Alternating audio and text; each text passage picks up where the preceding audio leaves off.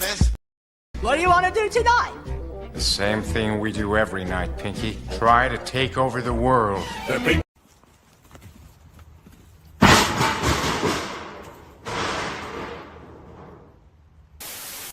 Black Air Force Energy.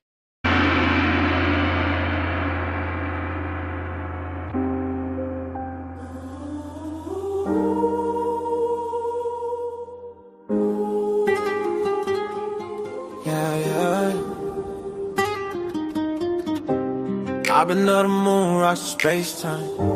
Travel, I repel girls with brown eyes. That two from the gravel, take this music and collect every ounce of your respect. Anybody wanna try to battle me, bring your dead.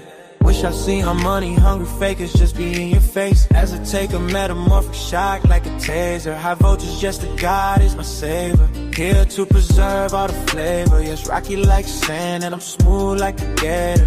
On the rooftop, dressed in all black like the Raider M16. When I spit, get a grip just like the Terminator. Like an ice cream shop, Smitty has too many flavors. Yes, yes, yes, I'm loyalty, no traitor. Still keep a clean cup of Swamp Thing. No, no, no, you're not major, let's hit the streets and still we walk. As I outline a beam of rats and it's all in chalk. Get back, yeah, we big dog. Major, that's a fact, I'm on track. Lay tracks like a train, call me two. Busting up 2 Glocks in an afro and 2 clicking up and causing much danger. No stranger to the conflict, me I tenderize the beef socks like it was a brisket. When I walk in, I turn heads. When you walk in, it be crickets. Me, I'm ducking all you haters like it's dodgeball. In case you missed it, holla at you people. Thank you for another day. It's Mr. 7 from Teeth Heavens, and you know that we don't play.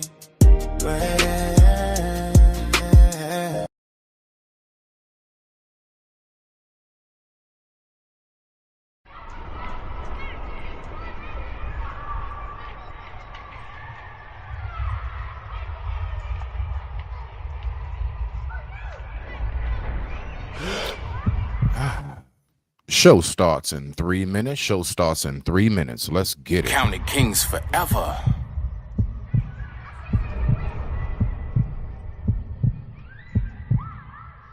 Turn me up, son.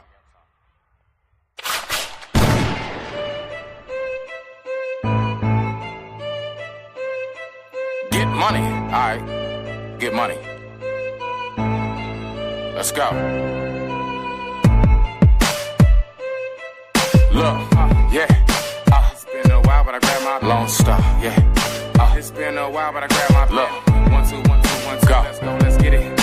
It's been a while, but I grabbed my pen. No losers told me how to win while deep in sin. Stomach lining thin because of Seagram's gin. Plenty dead corpses all throughout Prince George's. Of course, this be the underlord. Hell is where the source is. Killers rob and take right between a rock and a hard place. So I stay in God's face, begging over heaven's sake. If I can't live, let me die. Tears don't well up in my eyes. Which one say real men shall cry? I'ma tell you why I stay getting high. Evil pools when I push. Niggas slanging President Bush. Crackhead brain change the mush. Keep your brains up in them books. Teach you hope, say I'm a fool, but I did what you trying to do. A crying shame. Every other word that they speak is lame. They went to the fans and they changed the game. I ran to the fans and I changed the game. Sunny days instead of rain. High off life instead of cane. Nigga think shots can stop my game. With a truck to a bike, get out my lane. Jack and Paul called Mary Jane. Catching money, dodging fame. Let's get it, let's go. Catching money, dodging fame. Let's get it, let's go. Catching money, dodging fame. Let's get it, let's go. Catching money, dodging fame. 1, 2, 1, 2, 1, 2, let's go.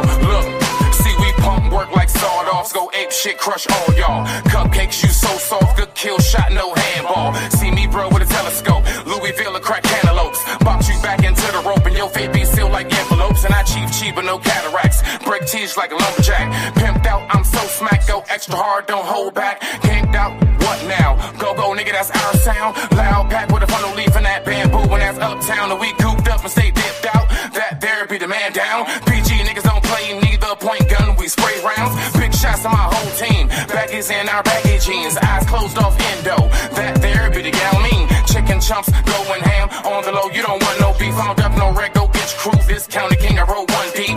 Ladies wanna know what I like. I said long legs and soft cheeks. Baby girl, she said how you want it. 2 hands but no teeth. Go.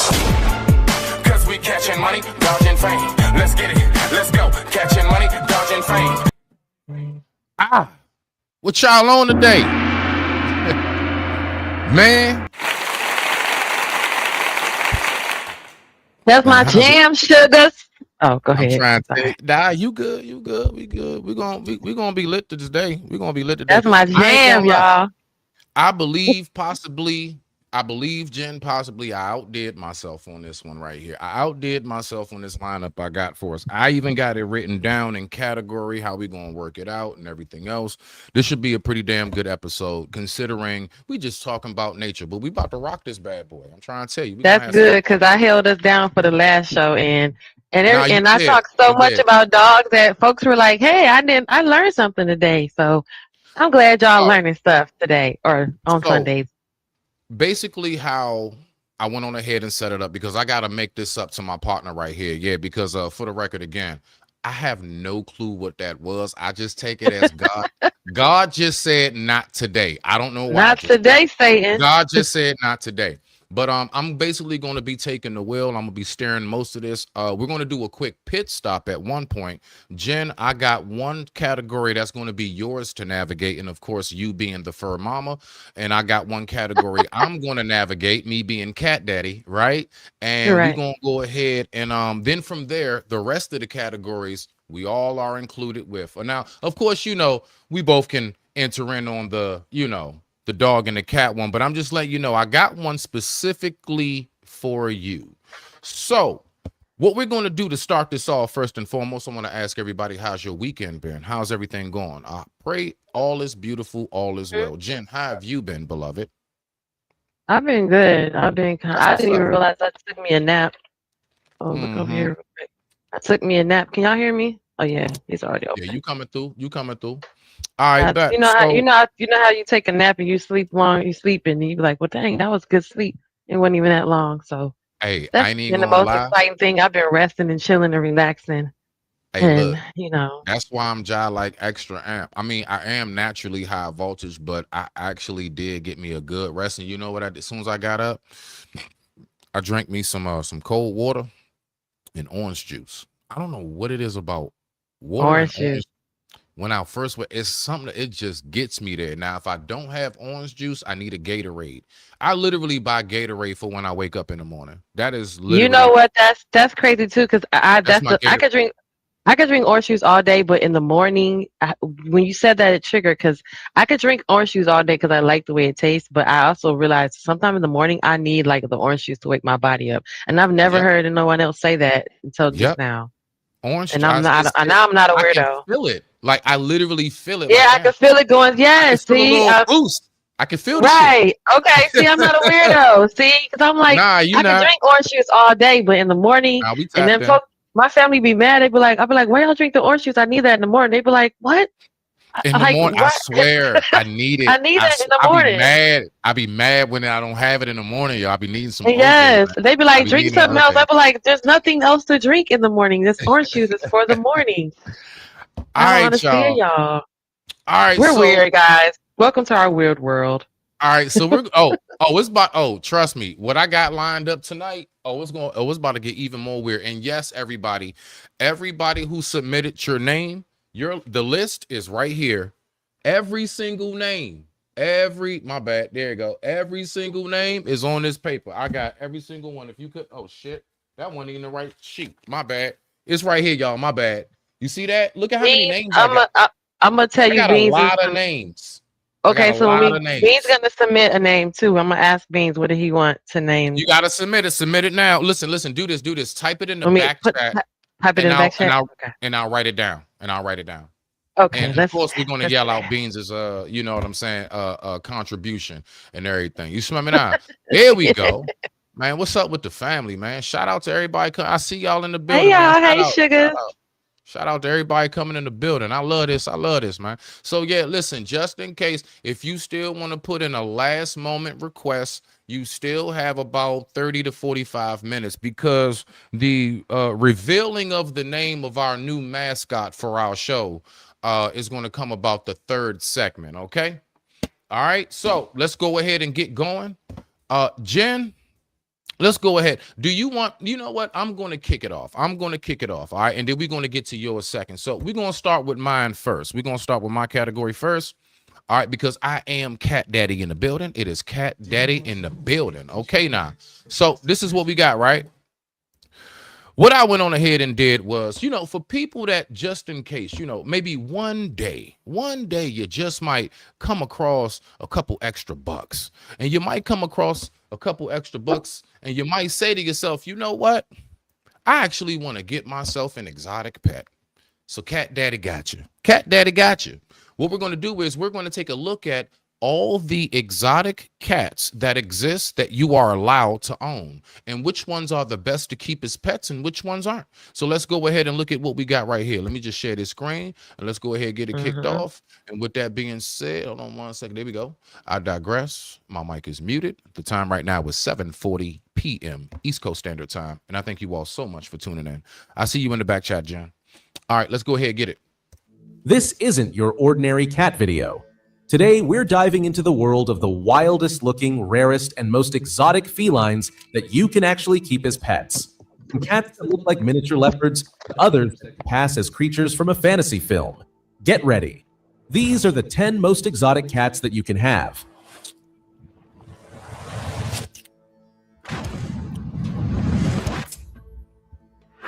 Number 10, Savannah cat.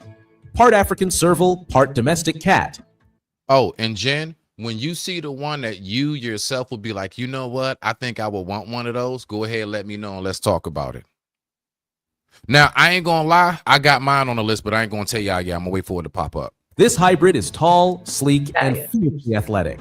With spotted fur and long legs, the Savannah looks like it leapt straight out of the wild. It's not just a cat, it's a conversation starter. Would you dare keep one of these leaping leopards at home?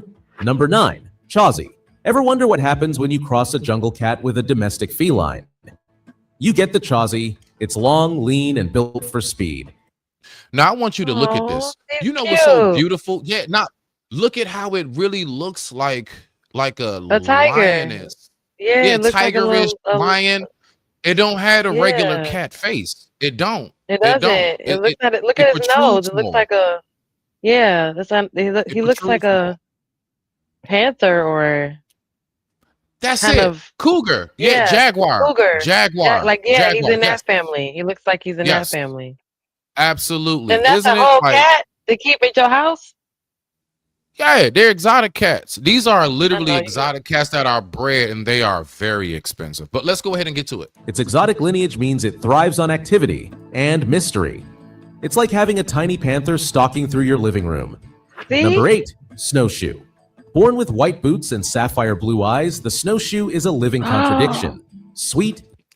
You like the eyes, don't you? It's the eyes, ain't it? Look It's the at eyes. him. It's the eyes, right?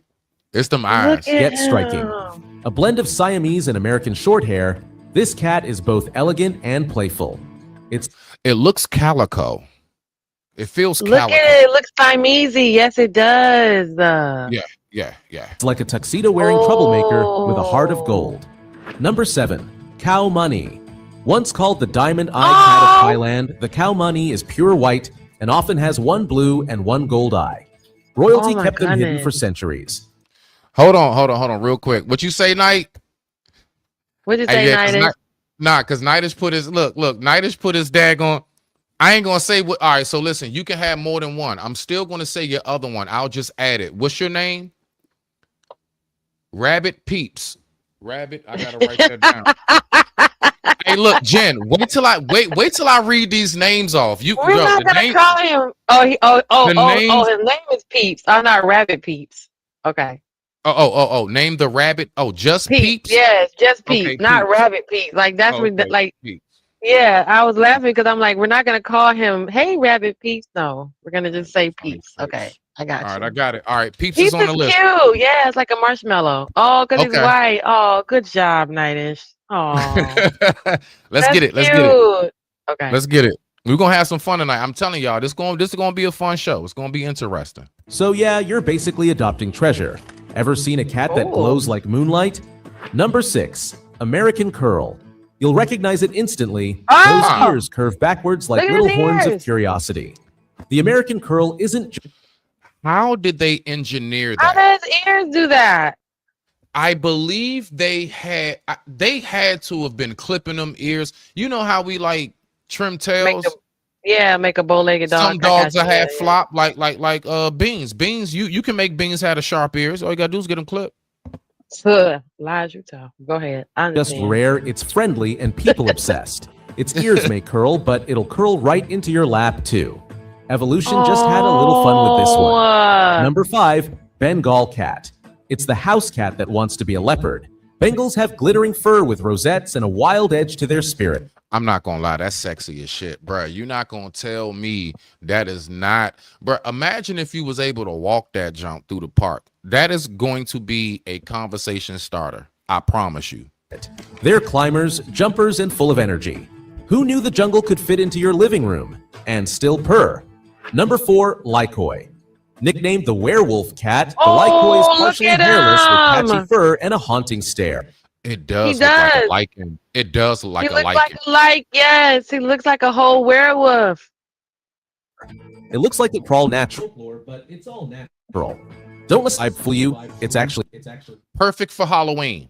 All you guys who love Halloween, that's the cat you want to get the cute little witch hat for. Affectionate, a monster, or your next cuddle buddy. Number 3, Singapura. The smallest domestic cat breed in the world, the Singapura is all about big eyes and tiny size. It's delicate, curious, and always seems a bit surprised. A microfeline with a mega personality. How does so much... That's too small for me. Anything that feels too much like a rodent, that's smaller than our mascot. Look at his Our eyes, mascot though, bigger than yo. that. Look at his Our eyes. mascot's pretty damn big. I didn't know that damn thing was that big. You know Michi hasn't been downstairs since he's came. Because Michi gotta investigate and make sure ain't no shenanigans going on. I got you, Michi. I know what you're going through. Nah, I think it's he gotta make sure you ain't replacing him. No. Michi, your brother. Ask him. I think he gotta get accustomed to be around a white boy. That's what it is. Oh wow. Go ask Michi. He like this. This mofo. This mofo done brought another furry in here when I'm furry enough. I don't understand why he need more fur. He is acting hella jealous. I swear on my Yes, because that's usually when you get the same size animal, and like if it was a baby or something, like a little baby rabbit, he might be like, okay, yeah, but that thing is as big as him. He's a little bigger. He's a little bigger. See, Michi is like, okay, what you trying to do for Pawpaw? You got furry over here. You want furry? You getting too furry greedy? You getting furry greedy, Pawpaw? Yeah, he got a little size on him. But let's go and get back to it. Much mischief fit in such a small frame. Number 2, Caracal. Okay, this one's wild. Literally. With tall, tufted ears and piercing eyes, the Caracal looks like... That's my favorite. I ain't gonna lie. I feel like I've seen that in the backyard somewhere running around. Like, no, I'm gonna tell you, you might have, because you from Detroit. I believe up in the mountains of Michigan, they have lynx. Yeah, I feel like I've seen that like in California. Like I feel like that fur tip ear. It's ran around or somewhere, you know. I've seen it. Yeah, snow leopards, lynx. I love, man, snow leopards' paws are huge. Like it stepped out of an African savanna. While it's not legal everywhere, in some oh places, my God, look how big he is to that human. Think of it as elegant. I told you. They're like Wait snow a minute, leopards. rewind. Go look how big he is big. compared to that human that was standing in front of him. Bow. Hold on, let me go ahead and do this. Bow. Look at that. That's a big dog. He's bigger than the cat that walked past. That's a medium-sized dog. Look at the paws. Look at his paws. Some places. Look at those. That's not an average cat size. I'm telling you, it's not. This is a big cat, bro. He's a big. It's kept as an exotic pet. Think of it as elegance meets danger. Would you risk it? Number 1, Sphinx. Hairless, wrinkled, and strangely charming. The Sphinx is the alien. My least favorite. I'm sorry. I've never got the fascination with these. It reminds me of with the hairless. It's like a chinky-eyed naked mole rat. I don't like it. I don't like it. It's just, I don't know. It feels incomplete. It's like it's something missing. I don't know. Fur. Of the cat world. No fur, no fluff, but full of personality. These cats crave warmth and attention. Yeah, I'm sure they do. If I was naked 24/7, I would want to be warm as well. I'm just saying. They may look like villains, but they're lovers. Ever hugged a cat that feels like suede? And that wraps up our journey through the world of exotic cats. All right, man. Shout out to definitely the world of exotic cats. Jen, we gotta give it up. There you go. Hey, cynical one. Gotta give it up for the world of exotic cats. Now, You're barking good. yeah, I'm not. Hold on. Hey, hold on. Let me. Now you AC. good. Nah, you good. I gotta take this down. Hey, AC, my bad, brother. This is a closed panel, brother. I love you to death. Yeah, but this is me and Jen show, brother. So my bad about that. You know what I'm saying? Let me just. Did you hear what I was saying?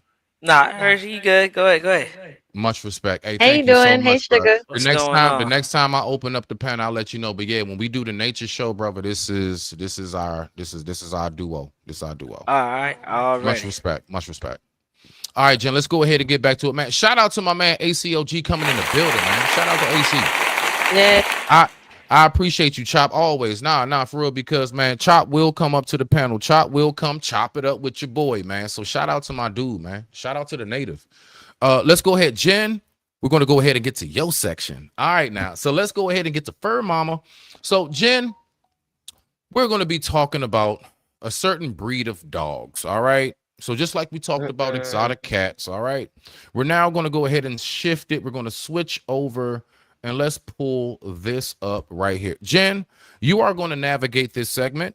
Every time you want me to pause it so you can say whatever it is you have to say, I got you. You just let me know I'm listening. But you are steering this one right here. So this is our pitch stop, so Jen can take the wheel for a moment. And with that being said, I digress. My mic is muted. Let's go ahead and rock out. Hold on one second. Boom, there we go. Let me just make sure I got everything set up. All right, bow. Let's do it. Let's go ahead and share the screen. All right, y'all. So, Fur Mama, talk to the people about what it is that you know about dogs, what you see, and how you examine this. And I would like for you to tell me and the rest of the people, out of all of these dogs on the list, if you had to have one as your protector, which breed would you pick and why? Let's go. These are the dogs I would take the leash off and walk you, because a lot of y'all have gotten way too confident. I've said it before, but one way to see how a guy's mind works is to ask him, what's the biggest animal you could beat in a fight? And if you want to see how highly he thinks of himself, ask him, what's the biggest dog he could take down? Or if there's even one alive that he couldn't. TikTok has taught me a majority of y'all are KOing anything canine.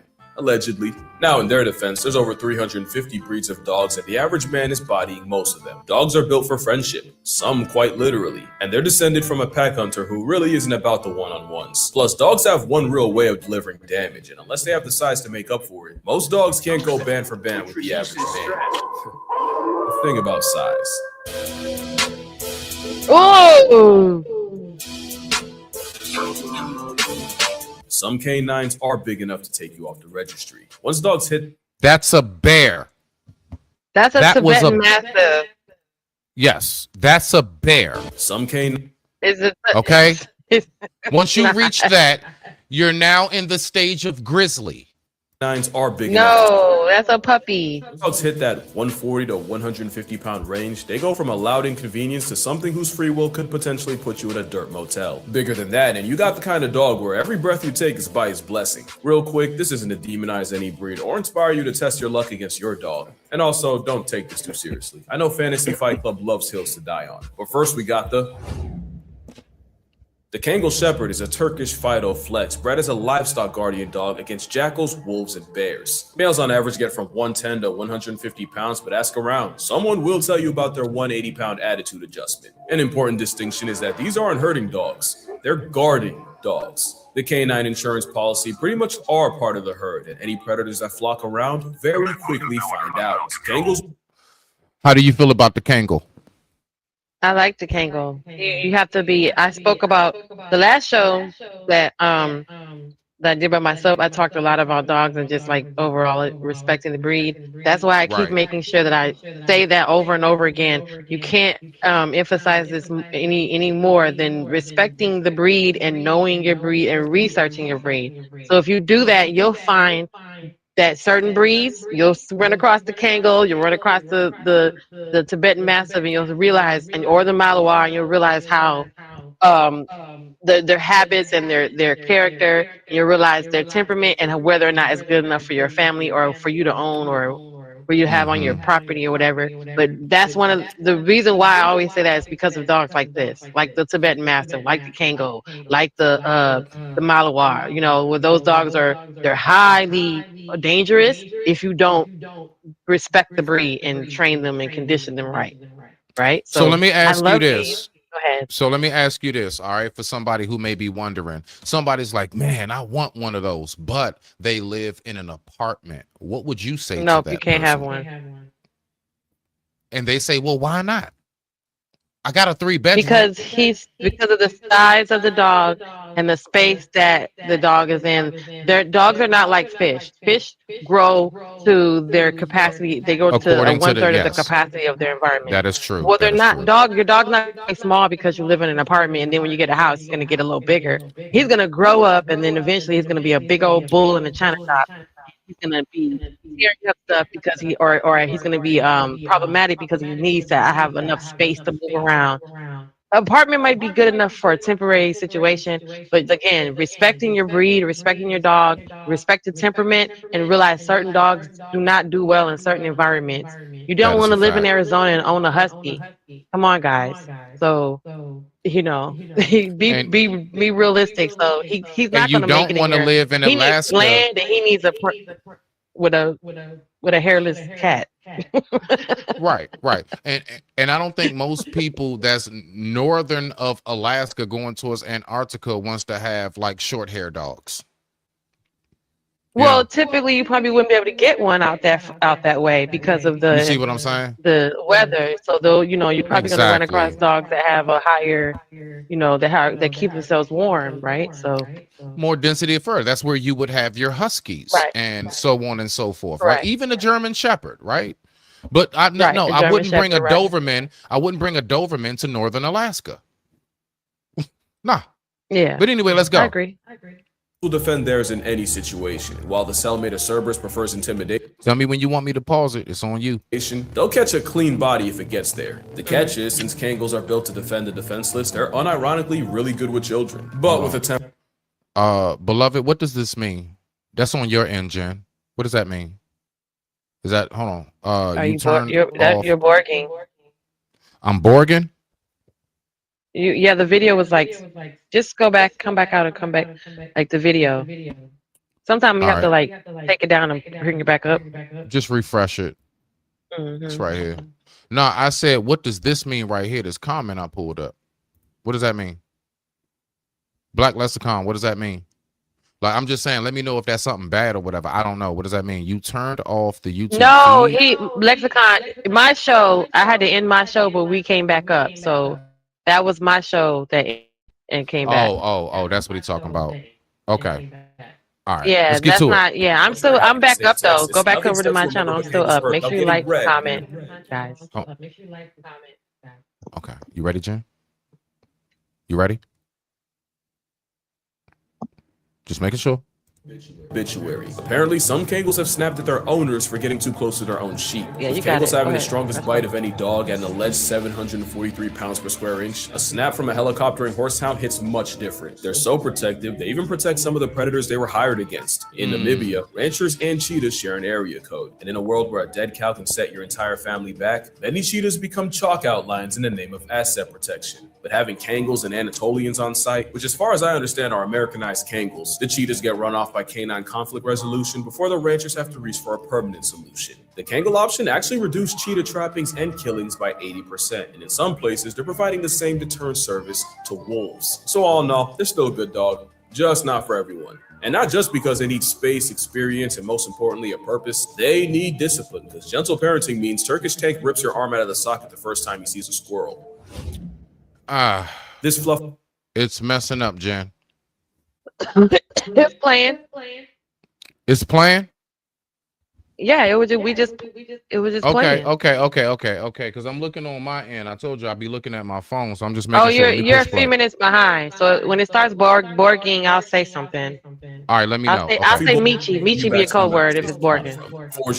Bet Michi's the code word. I like that code word. Mounds of Caucasus, the Caucasian Shepherd is also called the Russian Bear Dog, even though they're not Russian, and you're liable for a lecture if you call them that in front of the wrong person. They also weren't bred to hunt bears. They're also livestock life insurance. It's just that calorie blocking a bear might just come with a job description. The blow-dry Tasmanian Devil comes in two forms, the longer coated mountain type and the shorter coated. He said the blow-dry Tasmanian Devil.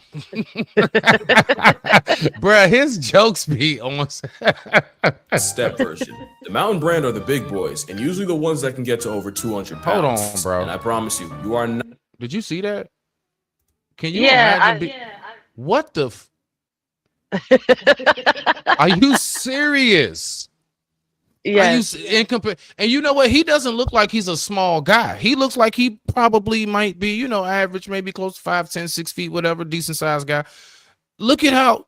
Ones that can get to over 200 pounds. And I promise you are not choking out a Wolverine on creatine with war experience. The dog, also called the Ovcharka, was used in World War II as Soviet Union guards that would gatekeep Soviet gulags. So they might not send you there, but they'll keep you in its custody. So even though they didn't originate in Russia, before the Soviet Union developed an atomic bomb, they mobilized a furry nuke in the form of Fido. Also, a good amount would patrol the Berlin Wall, and after the wall came down and the dogs were adopted out, many of the veterans would suddenly remember their orders whenever near the past tense wall and would robotically walk in obedience to a wall that wasn't there. So yeah, folks messed around and created an absolute unit of a sleeper agent. It is until you have about 200 pounds of dog resisting your will that you realize what the amounts of Caucasus were cooking. That junk laid, hey, bro, did you see how he just laid him out and just stood over him like, nah, do something? Look at how he was like, bruh. 200 pounds. Sleeper agent. It is until you have about look at this shit. Pounds of dog Bow. Yeah, stay down. 200 pounds of dog just in your face. Look at the dog under him, though. The dog under him is like, oh, shit. You know, through that dog's head that's on the ground, his mind is going, oh, shit. The amounts of Caucasus were cooking. There's a reason this domesticated bear is used in Russian prisons. Imagine packs of Ovcharkas roaming the city of Berlin at the expense of anyone unlucky enough to run into them. Well, you don't need imagination. For one of the dogs next, it's a reality. I can only imagine, Jen, what the fur around your house factor gotta be with Looks that. like, right, you more than a Swiffer. Oh my God. You probably he probably needs a certain kind of grooming because I can only imagine. He's as big as a human, so how you gonna get him in the bathtub? Like, you know, your normal little dog, you can just put him in the bath. Ain't no way you not leaving out looking like a whole, like, you gonna have dryer, so much fur on you. You gonna look like a dryer lint sheet. And then he's probably got an undercoat and a coat, so that's probably sucky in the wintertime, in the summertime. Let's go. Beautiful. This is honestly the first place my mind. Damn, that thing gorgeous. Oh, hey, bro. Oh, my baby. Gorgeous. Hold tight. We gotta, hey. We gotta give a round of applause. Now you want a Cane Corso. Get out of here. Nah, man. I got for this one.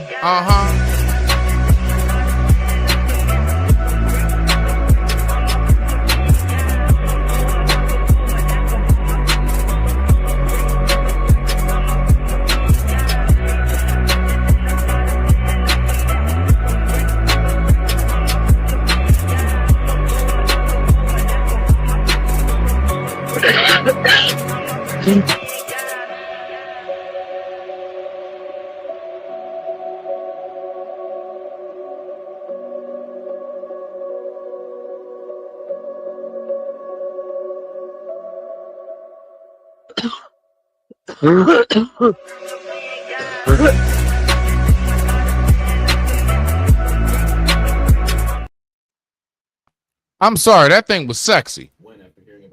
Yeah. When after hearing about the man versus dog debate, you tell him to sit, he looks at you like this.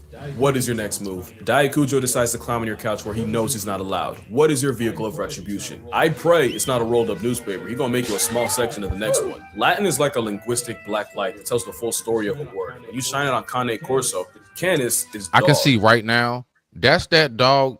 You'll love him to death, but you'll hate you'll just have to get used to drool all the time. Yeah. I can tell. You know that, right? You know that. Yeah, them type dogs. drool bubbles, is yes. going to be You're a gonna have big drool problem. bubbles. Yep. Facts.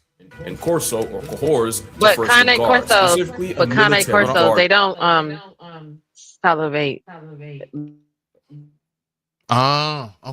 Okay. when they're hungry or they want something to eat. Okay. So the drooling factor, the excessive drooling factor is what you're talking about. Just the mouth is just be juicy for no reason because saliva is trapped inside those jaws. But Cane Corsos are pretty good about that, and I've never seen like a really dirty, Cane Corso. someone not taking care of that drool. Yeah, the Cane Okay. Corso. So you get that with other dogs that have more of a flappier face. Okay. Let's get back to it. Dog. Corsos, or actually Corsi, are kind of the guard dog, and they're descended from ancient Roman war dogs known as Canis pugnax. For Corsi, the Italian mastiff would attack enemy lines in battle with buckets of flaming, scalding hot oil strapped to their backs. Fun fact, in my culture, cani is the name of a spice you put on dishes, and to me it's all good, but to someone who's never had it before or doesn't know how to handle it, it can be an overseasoned assault on the senses. Same story with the uber black of dogs. Handle them wrong and they're a one-way trip straight to Valhalla. And with many over 120 pounds, I do. Look at that shit. Yes, if you guys follow Raising Bane, Bane is definitely about 130 pound massive. I mean, a massive dog. Massive. So yeah, you're gonna get a big dog with that breed. There's no small version of that dog. Like you can get a schnauzer, you can get a miniature schnauzer, and a big schnauzer standard. Mm-hmm. There's no other version of a Cane. They're all big. Every last one of them. So Black Lexicon said, when I get back, I need to ask you about what do you think about poodles? All right. Okay. So I guess let's save that just in case he's not here to go ahead and hear what you got to say. When he comes back, let's go ahead and respond to him. Let's go. I believe every conscious breath you take is with their consent. Again, they're guard dogs that protect their pack, and within it, they're docile family dogs that you can trust with the kids. But the same dog that could wait. I need you real quick. Look at her head and the dog's head. Matter of fact, look at her head and both of the people's heads. You need both of them to make that dog's head. Mm-hmm. Let's go. Protect their pack, and within it, they're docile family dogs that you can trust with the kids. But the same dog that can tear a wild boar in half like a phone book would absolutely. That is gorgeous. That sheen. I love that black sheen in the sun. How it gets kind of purple, metallic. Like that shit is gorgeous. And fun fact about Canes, guys, they do very, very well on a raw diet. So imagine that. Okay. When they're it adds the same thing with Presa Canario. If you start them on a raw diet, something about that adds to their their skin and their fur. But then also the urban legend is that it keeps the taste in their mouth. So when they attack you, it's nothing. They're used to eating raw meat. The taste of blood. The taste of blood itself. Right. Other dogs get the taste of blood at some point, and then they lose their mind. The urban legend on the Cane Corso or even with the Presa Canaria is that you want to start them on a raw diet because it keeps that alertness on them. That actually makes sense. That actually does. It's weird, but it's no science behind it. But it's urban, it's one of the urban legends that people are like, no, keep your dog on a raw diet because you want him to be able to attack someone. He already got the taste of blood in his mouth. Oh wow. Yeah. That actually that sounds smack on point. See, that's what I'm talking about. Everybody, hey, look, man, we gotta do this shit again, man. Give it up for the fur mama.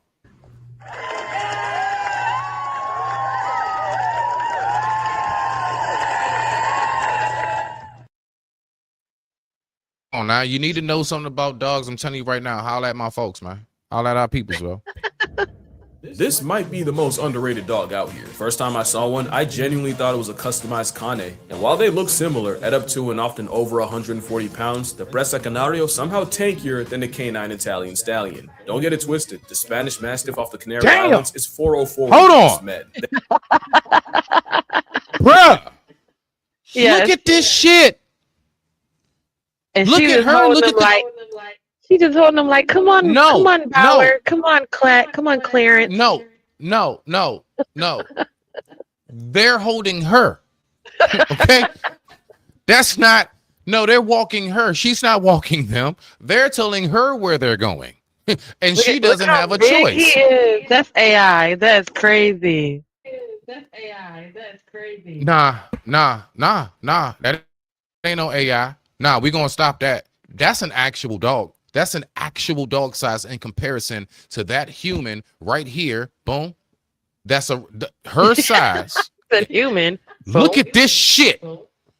Look at this shit. Yeah, I ain't gonna lie. Canary Islands is 404 in most men. They just might have been brought over by Spanish conquistadors, and they were admired for their intelligence, toughness. I've always liked that kind of tiger stripe.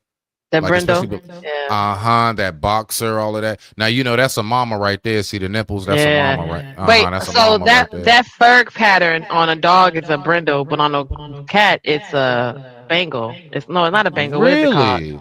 What is it called? What do you guys? A tabby, right? That all those. But I thought on dogs it was called. Colors. I thought on a dog it was called a tiger stripe. No, I used to hear that tiger stripe. Some dogs have tiger Really? stripes. They're two colors. Okay, But when they're a okay. multitude of the set colors, when they're brown, gray, black, and white, and they have all that stripes, all those colors in them, that it's a brindle. It's like a marble kind of effect. But it's called something different when it cats. Cats look like that too. They have those multicolors. Okay. Thank you, Fur Mama. Let's go. Like a fitted sheet, they won't fold. But they were also bred specifically to exterminate wild or stray dogs. And that's something I'm gonna touch on later, because LGDs like Ovchakas, they're not meant to murk predators. Just discourage them. They bred the Presa Canario to erase other dogs. That's basically a canine assassin. The hired gun was also a reoccurring character in dogfighting rings, even after it was criminalized. Because of this, the pride of the Canary Islands almost went extinct in the 60s. Luckily, a breed society, Club Español de Presa Canario, was formed, and they came up with a breed standard. The standard was approved in '89, and the Presa Canario was recognized as the official dog of the Canary Islands. The goal was to help the Presa make a comeback, and today they're still going strong. They have a lifespan that can last over a decade, despite all the nerfs that come with being a big dog. Which means we're talking about the dog that has fought its own kind, its own biology, and literal extinction. Not the type I want to start problems with. Now let the record show that the muscle of canary is the equivalent of a canine wet wipe around family. But any burglars getting blacklisted from the census.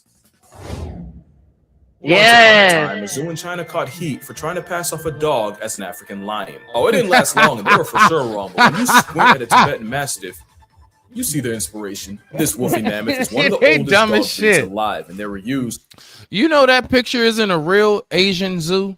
Mm-hmm. You know they really did that. Hey, look at the paper background.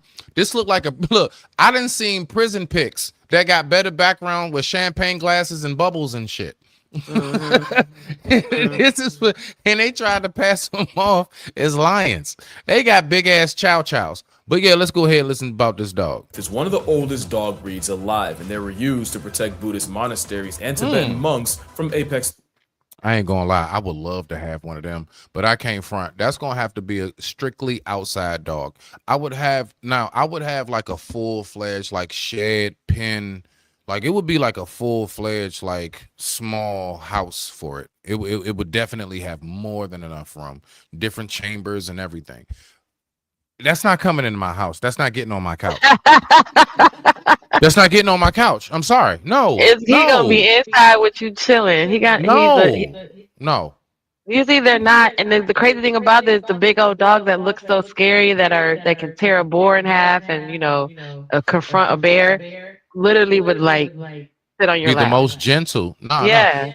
Like perfect example on a basic big dog that most of us know about and have a Great Danes. Great Danes are very gentle dogs for real. They're not no real. I mean, every dog gonna bark and do his thing, but man, Great Danes be on some chill shit. But you wouldn't think that looking at the size of it when you see it. Ironically, standard poodle, the big poodle, and the what's the Dalmatian? They're not as friendly as you think either. Okay.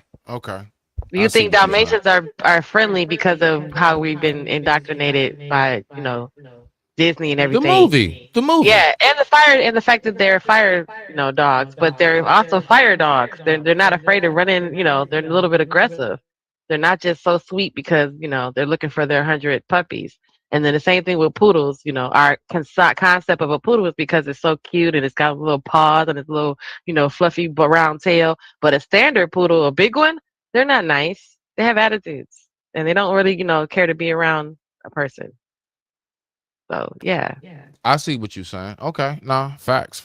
Let's get it. Threats like wolves, bears, and snow leopards. Traditionally, the hound of the Himalayas will sleep all day and patrol the villages at night. So if you take in a Tibetan Mastiff, you may find their habits nocturnal. They're built different. I'm talking genetically sequenced abnormally. Back in the day, Tibetan Mastiffs were bred with Tibetan wolves because the dogs have a special protein that helps red blood cells carry oxygen 50% more efficiently. This mutation does not appear in other dogs, but you do see it in the Tibetan subspecies of gray wolf, which is why the sentient hair salon pile can survive such a high altitude. It's not hard to see how a full-grown literal Clifford can send wolves running.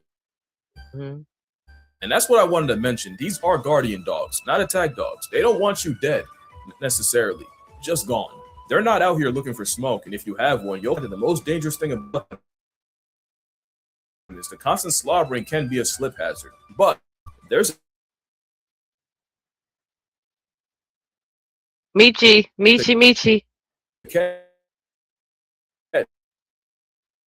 The Tibetan man name financially. The problem is, like all fads, it's Mastiffs and anyone knew what to do with, except the dogs. The Tibetan persuasion started forming feral packs where they've killed livestock, hunted native Baral sheep, and even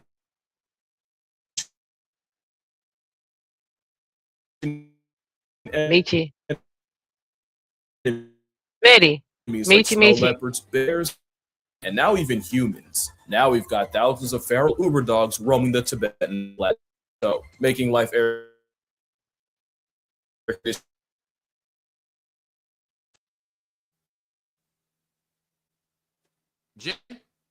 Smitty, can you hear me? Can you hear me? Yeah, I was hollering out Jen? Michi. Now I can, but I My was hollering bad. out Michi a few minutes I think ago. it was You a might wanna delay. just I think it was a delay. So just rewind it a My bit bad. so we can go back and hear what we didn't hear. Okay. Let me go ahead. And while you're doing that, Rewind. oh yeah, go ahead, rewind, because I wanted to say something. Tell me about what? About this far? Go Let me back see. to the Tibet. Well, he's just a few minutes because it's just bored. Right here. Right, a little bit back before that. Right there, that's good. Additionally, the hound of the Himalayas would sleep all day and patrol the villages at night. So if you take in a Tibetan Mastiff, you may find their habits nocturnal. They're built different. I'm talking genetically sequenced abnormally. Back in the day, Tibetan Mastiffs were bred with Tibetan wolves because the dogs have a special protein that helps red blood cells carry oxygen 50% more efficiently. This mutation does not appear in other dogs, but you do see it in the Tibetan subspecies of gray wolf, which is why the sentient hair salon pile can survive such a high altitude. It's not hard to see how a full-grown literal Clifford can send wolves running. And that's what I wanted to mention. These are guardian dogs, not attack dogs. They don't want you dead. I'm just going to refresh it, Jen. Please, y'all, just have 2 seconds of patience. Here we go. Okay. Let me refresh So that real on quick. that note of that, though, what they said that the Tibetan is a guard dog, and they don't want you. They don't want to hurt you. They just want you gone. So on that note, I think I mentioned this in my last show, and I think I mentioned this before when I talked about dogs. I give you the example, the Joe Rogan example, that a pit bull is a person protector, and a German Shepherd is a property protector. So what he just said is that they don't want you. Their goal, that's why he said up until this point, we've been telling you about guardian dogs. So the Tibetan Mastiff, the Kango, the Cane Corso, they're all guardian dogs, which they're great for if you got properties, you got a whole bunch of land. You know, they're gonna portray, they're gonna patrol the land, they're gonna survey the environment. They're gonna be more comfortable, and they're feeling their purpose by them walking around, making sure that everything is okay on the outside. They're not as concerned with cuddling up against you and making and being next to humans until they're till their job is done. So that's why you need to understand about your dog, because you might get a dog because you think that it's gonna protect your house, and it's really not a cuddler because it's a protector. And you're mad because now the dog doesn't want to hang out. You know, you're not hanging out with the dog when its job is to protect your property. You want a dog that cuddles that would protect the people look into that breed, i.e., like the pit bull or bully breeds. That's why they're always next to the person and not roaming the property. So I see what you're saying. you know, yeah, that's why he said they're not going to kill you. They just want you gone. So they're not going to attack you until you cross the threshold, which is coming into their territory of their area that they protect, which is usually your yard. So I think I talked about that last time, and make sure it's clear. A person be like, "Well, my dog doesn't want to hang out in the house." He's more concerned with making sure your property, your yard is safe, all that. Yeah. So just respect the breed. Okay, now. Let's go ahead and get it. All right. Let's get it. Let's go. Oh, hold on. Let me pull it back up. My bad, y'all. Screen. Boom. All right, let's go. Let's go. They're not out here looking for smoke, and if you have one, you'll find that the most dangerous thing about them is the constant slaughtering can be a slip hazard. But there's a catch. The Tibetan Mastiff wasn't just insurance. They were a status symbol, especially in China. One named Big Splash sold for $1.5 million, so they can ruin you physically and financially. The problem is, like all fads, the TM hype faded fast, and the outcome was more abandoned mastiffs than anyone knew what to do with. Except the dogs. The Tibetan persuasion started forming feral pats, where they've killed livestock, hunted native Baral sheep, and even attacked ancient enemies like snow leopards, bears, and now even humans. Now we've got thousands of feral Uber dogs roaming the Tibetan plateau, making life air-conditioned hell for snow and putting pause.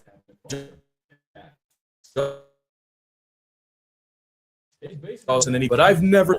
I don't know what's with all the videos of Tibetan. Oh, hold on. Same place. Hold on. You were barking just a second, but go back like 10 seconds. Am I tripping, or did you hear that man say that because the dog was so revered, that it became so expensive that they couldn't afford it? So now there's a bunch of feral, yes, big ass dogs running around in packs, just charging stuff on the. That is correct. Wait a minute. What? Yeah. Apparently there are so many of them. So look, what I'm gonna do is this, right? Go back to that picture when they're in that little gathering. Oh my God! Can you imagine? Mm-hmm. That's crazy. One sec. Boom. Let me pull this up. There's so many that nobody want that they run wild. Right here. Right. That's crazy. Right there. Look at all of them. Look at the babies. She said, "Look at the babies." Look at the brown one. Come here to you. Oh, look at the babies. That's a lot of damn dogs. But see, and all of them is 100 pounds plus. But see, even down to why I recognize why we have euthanization here, I don't agree. I just. You got to be able to control the. Yeah, look at this. Like, let's just be for real, bruh. Like, this is literally what could be the case in triple stack, quadruple stack here in America if we didn't have these type. See, over there, they don't have the regulations that we have. So that's how they got this, dilemma. Look at this shit. They also have the land too, so where we don't like our stray dog situation is inner city, but you notice you go out to the country. Yeah. And the people, they don't have that to concern, because if they have stray dogs, the dogs learn to live. They have miles and miles and miles of just grass and fields and rivers and lakes. Yeah, that's right. True. But That's if you true. go in the city, you got to worry about where the stray dogs right there in the alley, because they'd have nowhere else to go. Look at the babies. So let me pull this down. So anyway, wait, go back to our Tibetan Mastiff. We gotta figure this. Yeah, hold on. I was because a little commercial popped up, so I got us this. Oh yeah, and he's good in his narration. It's awesome. He is awesome, isn't he? No, for real. Listen, for those of you who might be wondering who is this, whatever, blah blah. This is one of us, a brother named Casual Geographics. You just type in Casual Geographics. Like he actually makes it very interesting, man. Mm-hmm. I see why he's in the millions. Because he does a phenomenal job on his narration. Let's go ahead and get back to it. Yeah, one night the night that I was looking into the exotic animals, I think your PC messed up or something. You had to because it was me and AOG up here, and he was telling me about the panther attacks and the tiger attacks, and then we pulled up one of his videos and watched about the panther attack, and we started watching it. Like AOG, shout out to you for inspiring the show. So, look, Jen. What is that? What we're gonna do is we're gonna take a detour, beloved. You can hear me, right? Yeah. You can hear me? All right. Yeah. We're gonna take a detour. Now, reason why, because I think you know how it is. What I'm gonna do, hold on, history. What the? All right, so here we go. Give me 1 second. Let me just do this. I'm gonna go ahead. I'm just gonna refresh my YouTube. So let me go ahead. Nancy, if you would be oh so kind as to maybe just give us some little tunes to listen to while all of this goes through, I would appreciate it. Yes, because I don't have no nun jokes. You remember that one? You remember that one? Yes. Ah, shit. All right, y'all hold on real quick. We almost there. I just had to like reset everything. Just let me know. That was a good dog video. Nah, thank you for that. Thank you for that. So let me turn this down. All right, there we go. All right, so what I'm gonna do, Jen, I'm gonna step out the studio. Just entertain the people for like, I don't know, 7 to 10 seconds. I'll be right back. You're gonna leave me up here to my own devices? No. Okay, 7 to 10 seconds. Okay, entertain y'all. I don't have a nun joke. I don't have a dog joke either. No, okay, but y'all, okay, so I'm gonna use this opportunity to shamelessly plug myself. Thank you for anyone who's watching on my side. Thanks for any of you guys that are participating, and keep, as we build this, it's a slow build, so it's coming. We're gonna do more and more shows like this, and just us sitting around just talking about the things that are interesting and fun to us in regards to the animal world. Please, please, please submit if you guys have any ideas or any suggestions. There's actually, I think it's myspiritisanimal@gmail.com, and just send us whatever you want email wise, and we'll look into it and we'll bring it up on the show. Also, check out Sir Bingsington's journey, and that's YouTube, his YouTube page. He's got 17 subscribers. You guys go subscribe to Beans. His page is called Sir Bingsington's Journey over on YouTube. Okay, so that was my little after this messages commercial break promotion. All right, so can you hear me, Jen?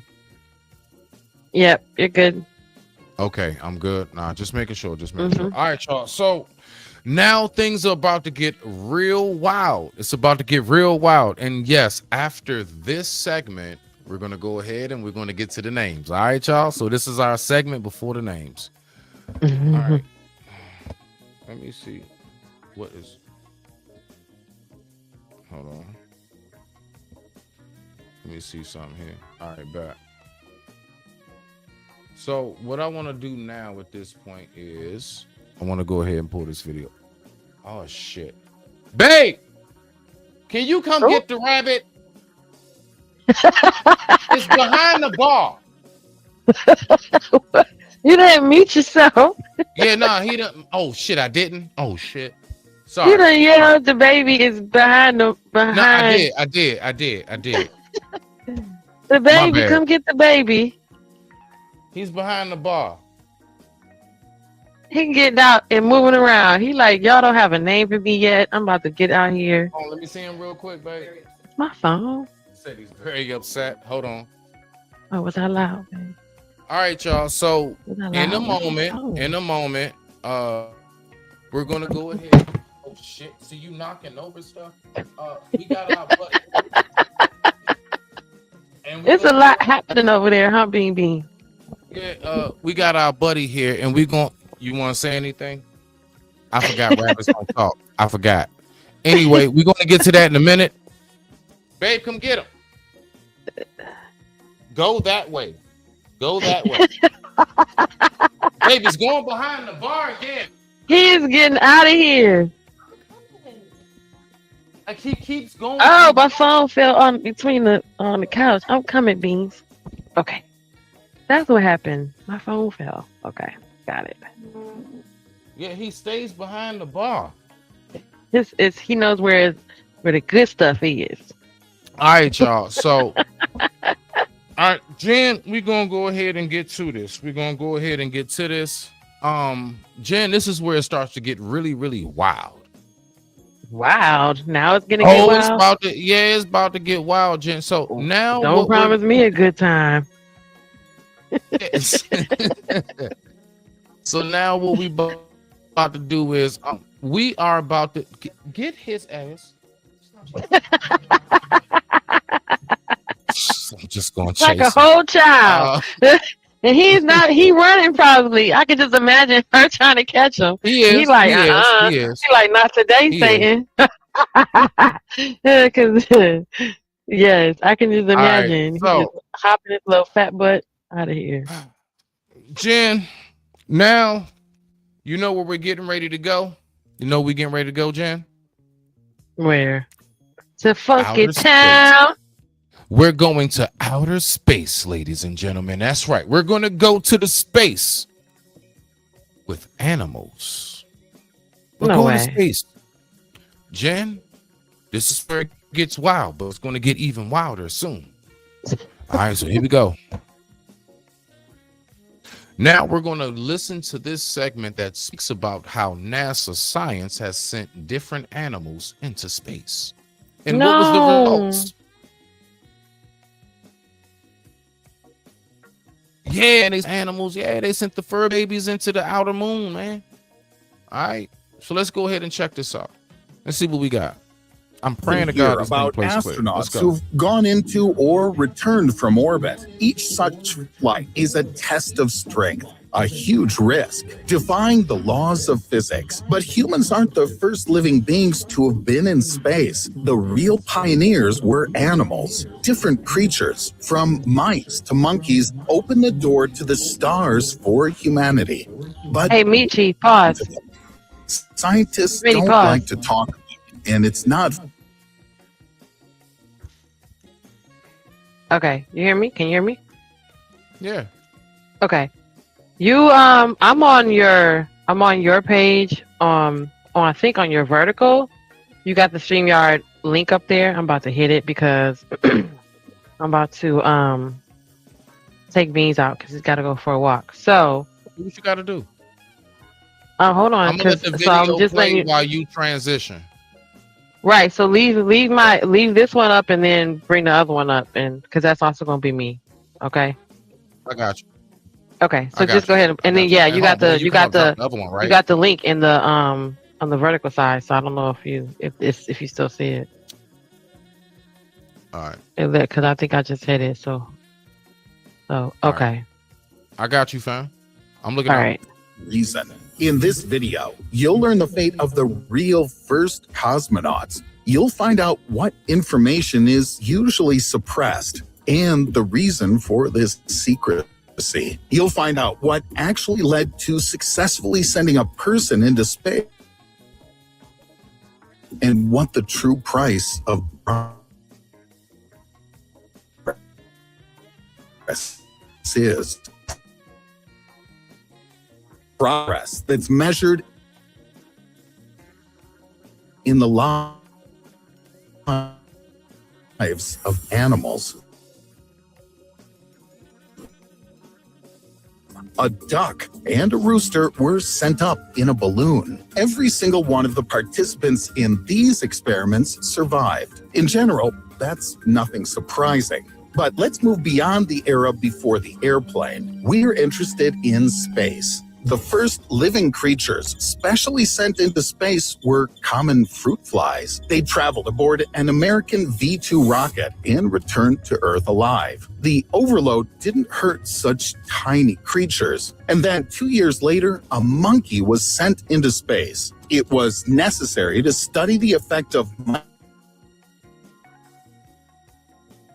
closer to a human than a monkey. The subject was a rhesus macaque named Albert II. Albert I was also sent up and could have become the first ape in space, but its rocket didn't go high enough. At the same time, almost all of the documentation related to the flight is missing, perhaps for a reason. Albert II's flight ended tragically. The parachute failed. The macaque crashed upon landing, and this animal... Yeah, the monkey died, Jen. Jen, the monkey died. Didn't make it. The monkey didn't make it. So that was test number one. Test number one was sending the monkey into outer space, closest thing to a human. Could it possibly survive? Right. So listen, because the StreamYard is extremely goofy right now, what we're gonna do is we're... Am I on, Jen? Can you hear me? I can't hear you. Oh, you can hear me. Yeah, but I'm seeing that I can hear you. Yeah, but I'm saying that I'm saying Hey, that I'm say something. Mic check 1 2. Can you hear me? Oh. Because I just froze up on my end. I'm looking at it. Hold on. There you So go. hold on. Now I can hear you. Mic. Nah, hold on. Hold on. Hold on. Yeah, you're good. Can you hear me?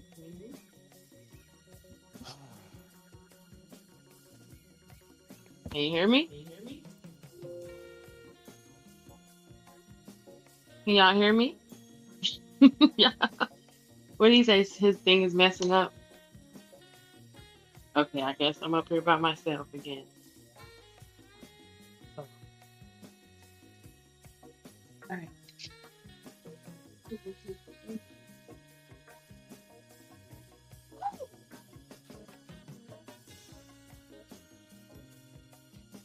All right.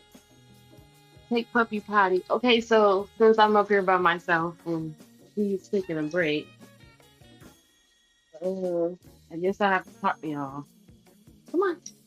So I'm right here. Okay. I was gonna say, Nah, I got kicked out my own damn stream. Y'all know how that go. Right. I got kicked out my own shit, so I had to. It's acting funny. So what I'm gonna do is I'm gonna go ahead. I'm going to 1 second. Let me pull this up. There we go.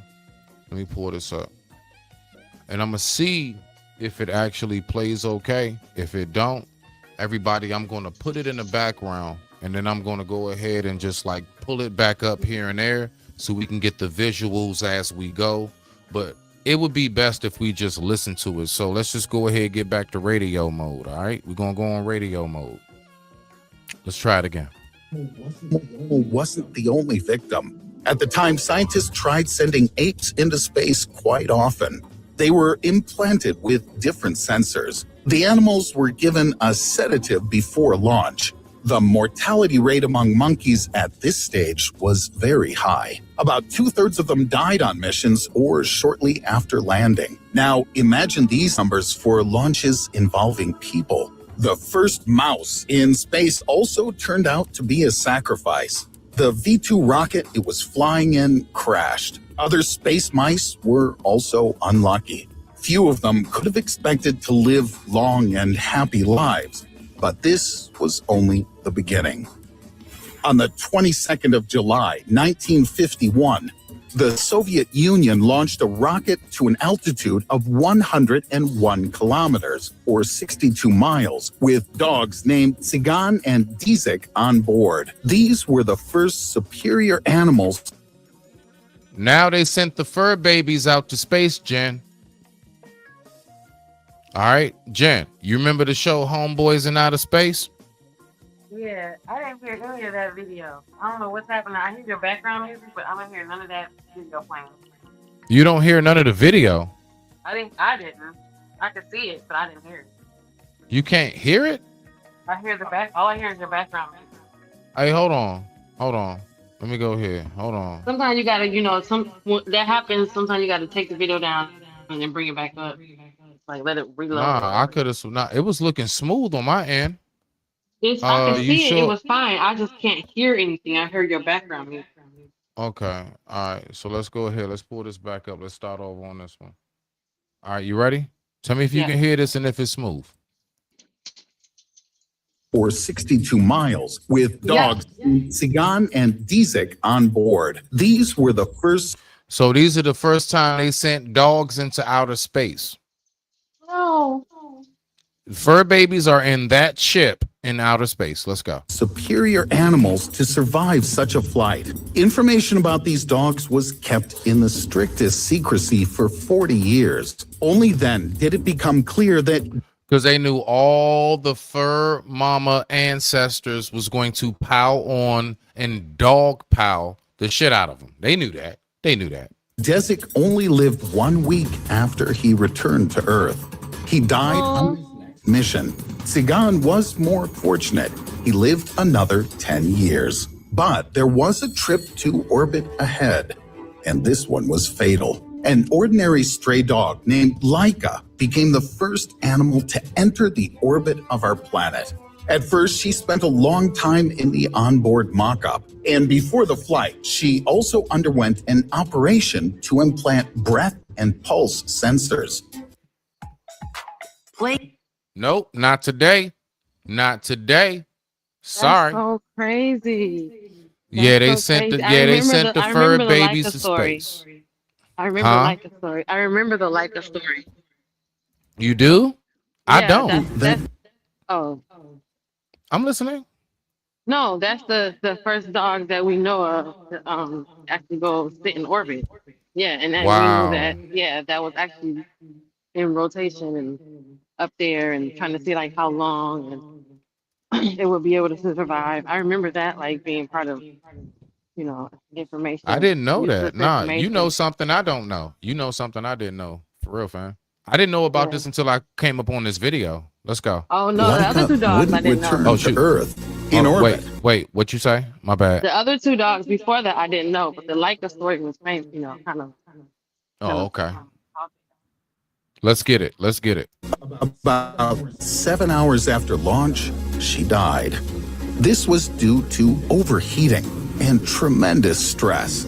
It's simply impossible to imagine. How does it feel for a small dog to be in orbit? All by yourself, all of that. Like, that's crazy. When it's completely surrounded by lifeless, dangerous space. Some believe that the lack of a thermoregulation system is to blame for Laika's death. According to another version, she died as a result of an interruption in her oxygen supply. There are many possibilities, some more terrible than others. With the dog's body on board, the satellite made more than 2,000 orbits around the planet before burning up in the atmosphere. People were told about Laika as if she was still alive. The truth was revealed much later. After Laika's flight, scientists attempted sending other dogs, monkeys, rabbits, frogs, and mice into space. Not all managed to even leave the ground. The rockets often exploded during launch, but this didn't stop scientists' efforts. After Laika's tragic flight, they decided to send other dogs into orbit. They needed to be two lightly colored and pretty females. The former to make them more visible on the monitors. Why did they say they had to be females? I think he's getting ready to explain why they have to be a female. But Let's go. Yeah, the light color because you can see them. The dark dogs right. can't see them. The dark. Let's see what they say. The latter, so the dogs would look good in photos. To do this, the mutt dogs Belka and Strelka were chosen. After heavy training, they spent about 25 hours in orbit, and they were able to return alive. This made Belka and Strelka stars of space exploration.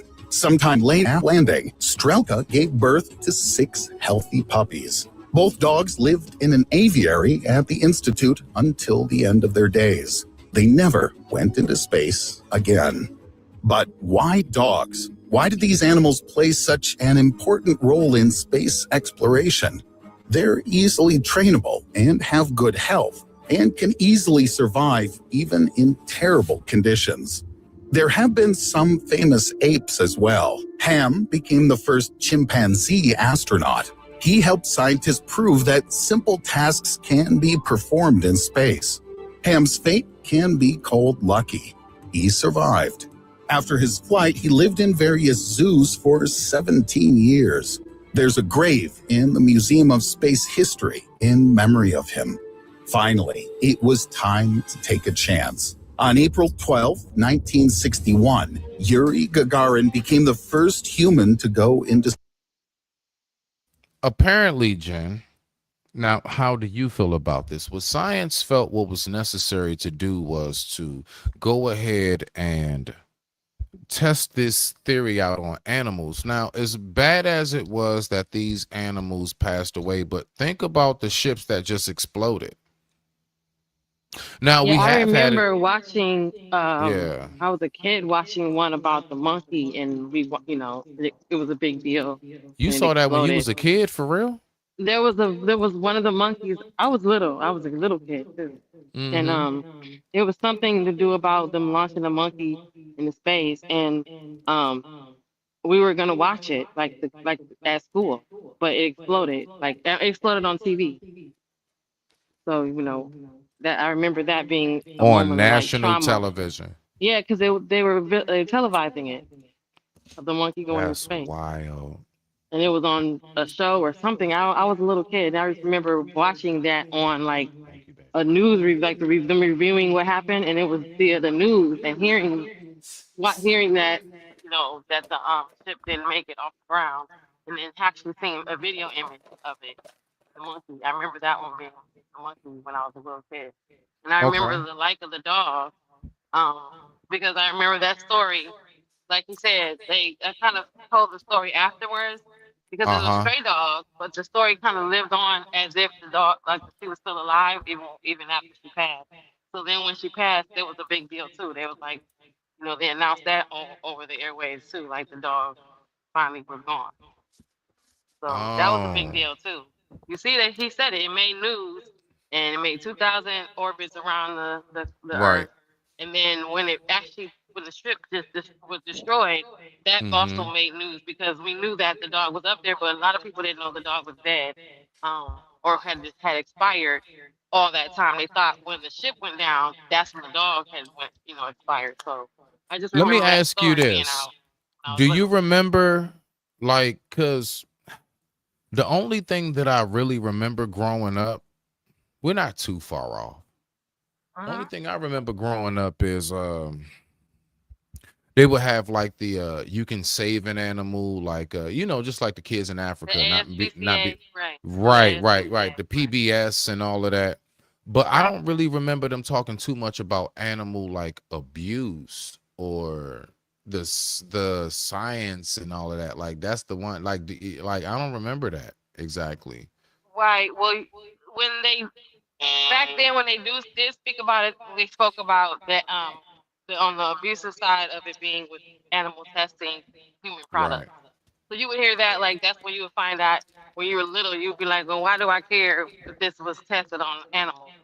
right, right. But as you got older, you started to realize the animals, and then also the generic idea that most people think when they say testing on animals, they're using other animals like cats and bunnies, guinea pigs.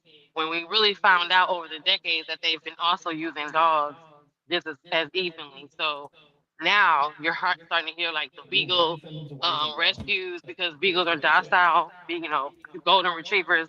They're kind of coveted by Caucasian America as a whole. Because they'll have like whole Beagle conventions and golden conventions where people get together in support of these dogs because they're commonly used for animal testing. So now you hear a lot more about it, and it's kind of progressed over the years.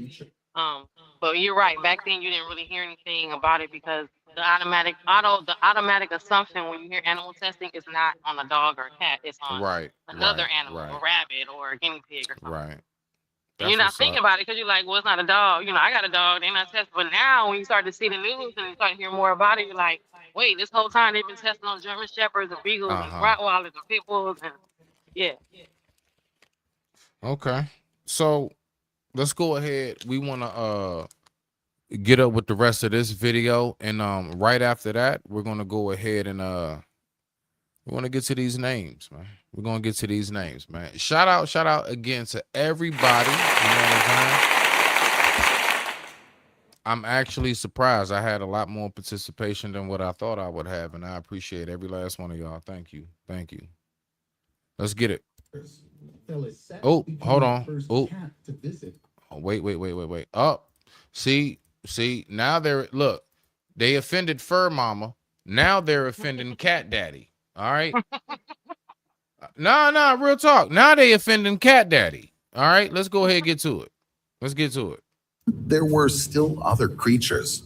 Felicette became the first cat to visit outer space. To monitor her condition during the flight, electrodes were implanted in Felicette's brain. The Astrocat was able to enter zero gravity and make it back alive. After the flight, scientists studied Felicette for several months. And then, unfortunately, she died. And here's an interesting fact. Because cats don't belong in space. Look at how it's like they're in a... Why it look like they in a guillotine? Oh, that's a little space suit. Look, count from the left. 1, 2, 3, 4. Look at Michi. Look at Michi like, Dad.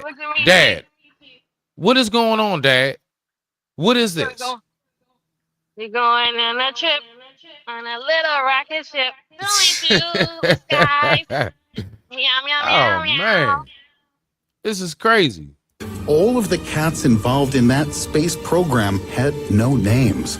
This was done so that scientists didn't get attached to the animals. But after her successful flight, Felicette received her name. Turtles have... Black Lexicon is back, Jen. So the nameless we'll go ahead. Kitties. We'll go ahead and get to your question about the poodles, brother. We ain't forget about you. Let's go ahead and finish up this segment first, and then we're going to talk about a few things, and we'll go ahead and get the Black Lexicon. Let's go, Jen. Now they're sending the tortoise out. Also conquered space. They were one of the first Earth creatures to fly around the moon. Bion 7 had 10 newts on board. They'd had part of their front limbs amputated. This is how scientists studied regeneration rates in space. In 1990, China launched guinea pigs into space. In the future, it will become less likely that people resort to using mammals. These days, they're using insects, amphibians, and other such creatures, most of which have returned to Earth alive. Over time, space travel is becoming safer for all of us. Throughout the history of space exploration, people have used animals. But despite the losses, these animals have taught scientists a lot. These furry astronauts gave their lives in the name of technological... No, they didn't. No, they didn't. Because if it was their choice, they'd never went. They don't know shit about it. You all gave their lives. Let's word it the right way, Mr. Narrative. Progress. And I mean, really, talking about they gave their, like they went up and said, Ruth, I want to see. Right. Nigga, no, they didn't. Michi was like, Dad, I need to go serve my country. Right. He came up to me with his paw to his brow and shit. No, he didn't. Right. Paws up, Dad. Stop. I gotta go serve my country. No, he didn't. He was like, when you gonna feed me? Open the door. I got some birds to chase. Like, that's all he thinking about. The highest he's going is whatever he's jumping for in the yard. They opened the way to the stars wanted to be for us. Astronaut. Yeah, nah. Dead. Like, what are we talking about? If you like this video, give it a thumbs up. Don't forget to subscribe. Yeah, give it a thumbs up. Give it a thumbs up. let's go ahead, ladies and gentlemen. Let's go ahead and give it up for the animals in space. We got to make sure that we give them a round of applause.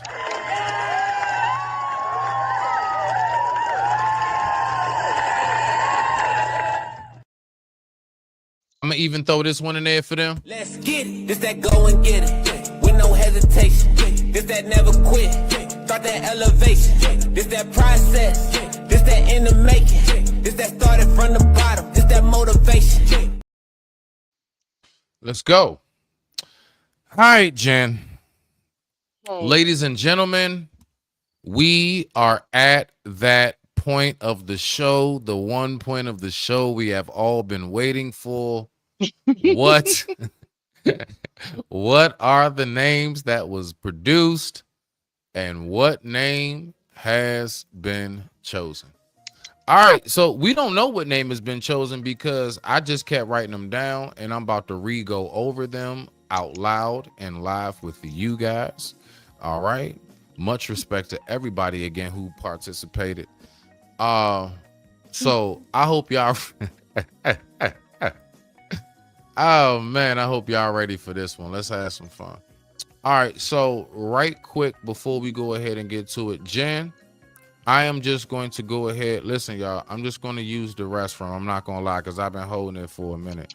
So listen, I just got a real quick. So what we're gonna do, we're just gonna play some music, and I should be back before this song is done. Let's rock out.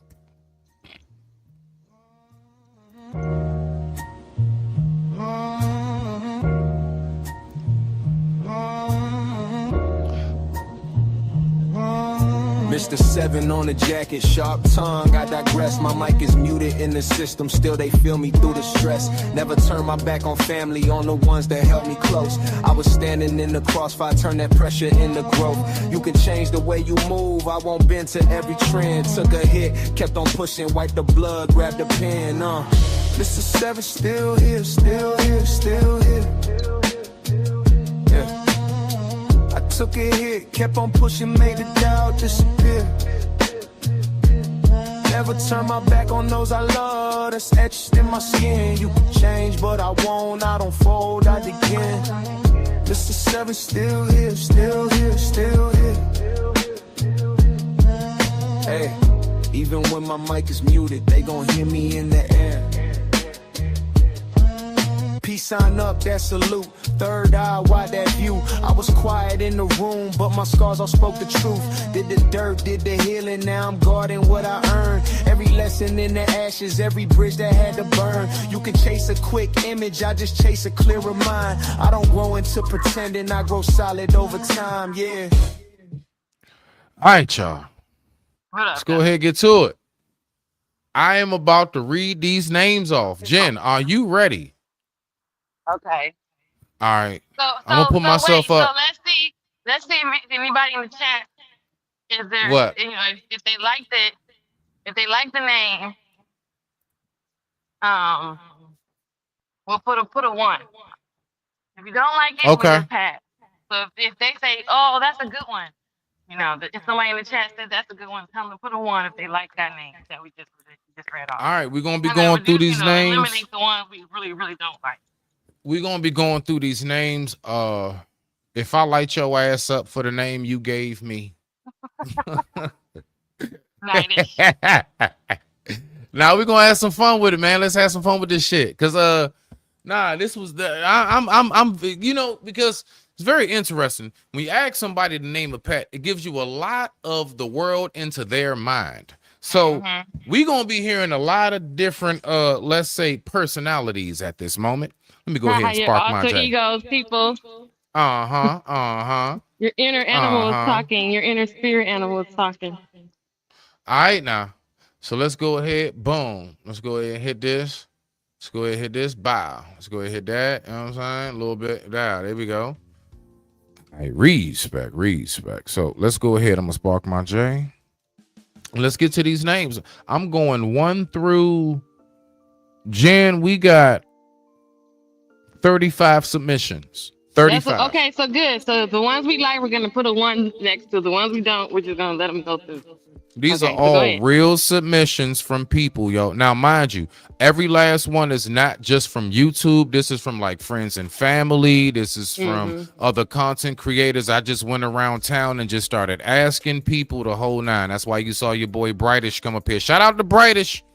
That's why he came. Yeah, that's why he came up here and say he want to change the name. But I'm gonna still tell y'all both of the names he gave. So every single name on the list is a name I'm gonna read. You ready, Jen? All right, go ahead. All right, so hold on. Matter of fact, I want to do this right here. Because I think this will be real good for the effects of things. So hold on 1 second. Let me go to my page. I just thought about that. Yeah. That's dope. The That's video dope. of him. Pull up the video of him. Yep, I'm going to pull up the short. Exactly. So The while short. I'm reading off the names, we're just going to look We at can the look short. at him. Yay. There we go. So I'm gonna put it on. Hold on. Boom. Take the volume off. There we go. I'm gonna put this up right here. Bow. Okay. So, and it's just gonna keep lapping, I believe. Should just keep lapping. All right, y'all. So let's go ahead and get to it. All right. Hold on. Let me see something. Make sure. Yep. There you go. All right. So it's gonna loop. Y'all ready? Let's go. All right, Jen. Name number one is Ghost. That was the first name. The first name for our mascot was Ghost. Okay. All right. Now, I mean, I can get where they get it from as far as like the, like That was, yeah. the palish look. I get it. I see where they at. Somebody had the audacity to try to think we're gonna name this mascot Burner. Burner. Yep. Who is that? Like Corey? on the stove. Now, like maybe it's because of the eyes. I have no cue. You know what I'm saying? I don't know. Red eyes. Exactly. And maybe his eyes looks like an electric stove went on. You see what I'm saying? Or like a little fire. Okay, Burner. There we go. Burner's All right. different. Ghost is not, but Burner is different. Okay, let's keep Burner. Okay. All right. We got Casper, number 3. Casper. No. Okay. No. I ain't gonna lie. Casper sounds a lot more like it makes sense than the first two. No, but that's just my personal opinion. A white. Anytime we say a white anything, they're named Casper. White dogs, Casper. Okay. White cat is Casper. Okay. Hold on. Let me hold on. I'm trying to. Let me see something. There we go.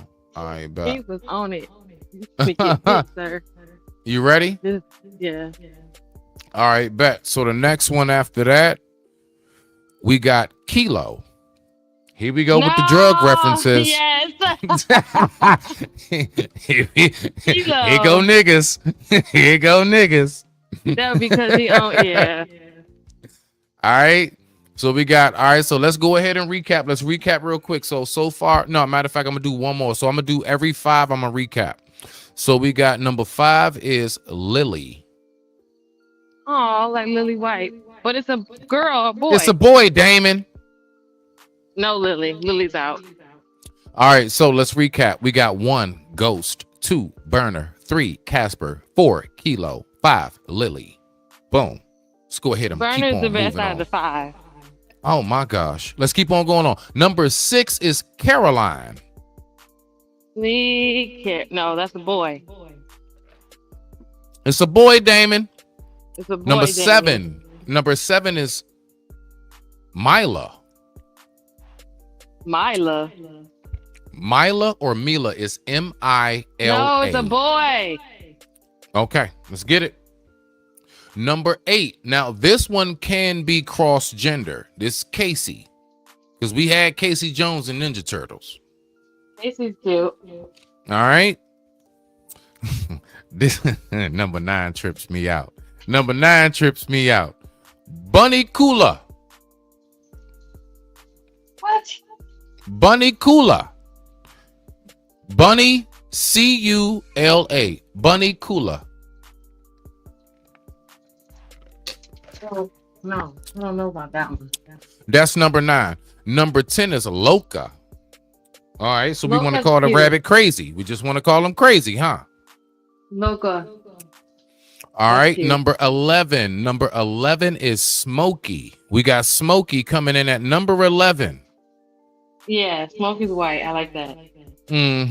All right, coming in at number 12. I'm gonna give this a personal shout out. Shout out to my man OG Do Dirty in the building.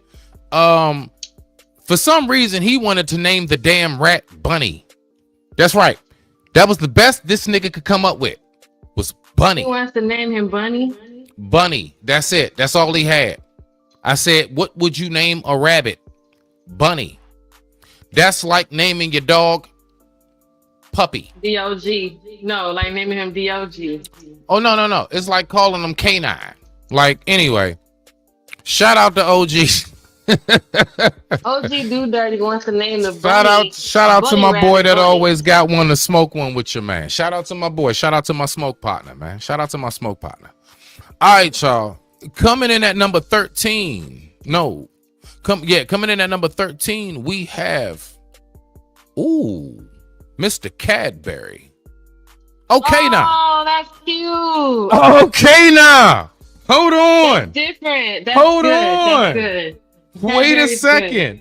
I'm putting a That's check. prestigious. I'm putting a check. Let's go ahead. Number 15. Shout out to Taliban, man. Shout out to Uncle Tom. Uncle Tom came up with FIAH. What is that, Jen? Fire. Fire. Shout out to I like Tommy that for too. the fire. Good too. That's fire. Good, Tommy. Fire's good. Cadbury fire. And you know, Tommy black said, animals- name it Fire. Black animals have middle names because my dog. Oh does. my gosh. He gonna have a middle. All name. right. Let's keep Cadbury on fire. going. Like Man, all right. Coming in at a smooth 16. Smooth 16, which adds up to 7. Cottontail. We got Cottontail at 16. No. I believe that was the brother I was up there on the panel with too. Yeah, Cottontail. We got Cottontail at 16. All right. Coming in at number 17 with a smooth Snowball. We got Snowball at 17. Snowball. No. Oh, you're going to get a lot more that's kind of referenced around but you got to understand why people saying it. Like, look at them. Look at them. But no. You know what I'm saying? Obvious white names is, I don't know. I get y'all. That's why Bless y'all Michi hearts. ain't coming downstairs now. He like Coming in you at got- number y'all got the 18. name. That- he got Coming the in at name number here. I'll come 18. down there. I know, right? Wow. Coming in at number 18. This is my mama. Yeah, that's right. I called my mama. Mama, What's what she should say? I name him? Snowman. No. Then I said, come Mama, you on. got to give me another one. Hold on. Mama got two. Coming in at number 19 is Frosty. Frost? Oh, That's what she got. Frosty? Mama old school. Yeah, Frosty. Yeah, she called him. Yeah, she got Snowman. My mom got Snowman and Frosty. No, Mama. Coming in at number 19. A smooth number. Leave my mom alone. Nah, but I told her the same thing though. I ain't even gonna lie on the law. I told her the same thing. Coming in at number 19, we got Crimson. Crimson at number 19. Oh, because of the eyes. Crimson. Oh. Number 19. Where do we at? All right, so here we go. 20. Yep. All right, I got my lineup. All right, here we go with niggas again. Number 19, Devontae. Number 20, Devontae. Hey, Devontae Swing. Hey, baby, Devontae. won't you be stirred? Mhm. Come on. I ain't even gonna lie. Wow.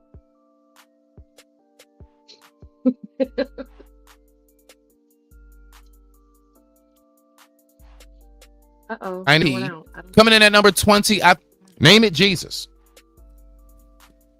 Whose name did Jesus?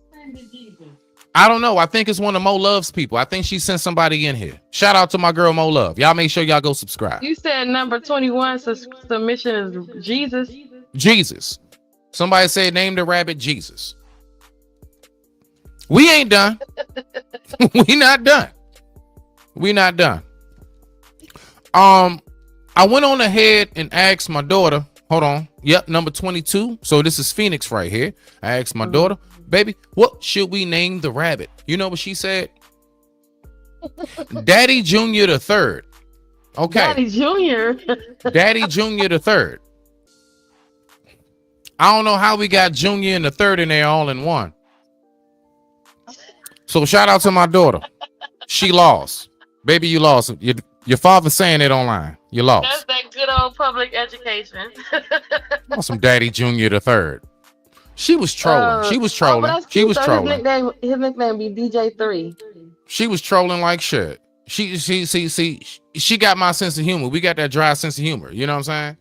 Who's oh shit? That's you. I got you. Yeah. Hold on. All right. Thank you. Hold on. Boom, boom. I got you. I got you. Hold on. And then remove. Bow. There we go. You good, fam? Oh yeah. Let me turn my camera off, y'all. Oh. My bad. My bad. No, we good. I'm on my camera. The image is really foggy, so I don't. It's on my laptop camera. So y'all can't. If I turn it on, you can't see nothing. It's blurry. All right, that's a bad. I would love the cam up, but it's blurry, y'all. It looks horrible. We'll see if we can fix that. All right, so look, right, this is what we got. Number 23. You ready for number 23? Mm-hmm. Jordan. It's like, nah. I don't know why number 23. They said charbroil. Charbroil. I think they eat rabbit. I think this is a country nigga. I think this charbroil usually means black and dark, like. Yeah. Mm-hmm.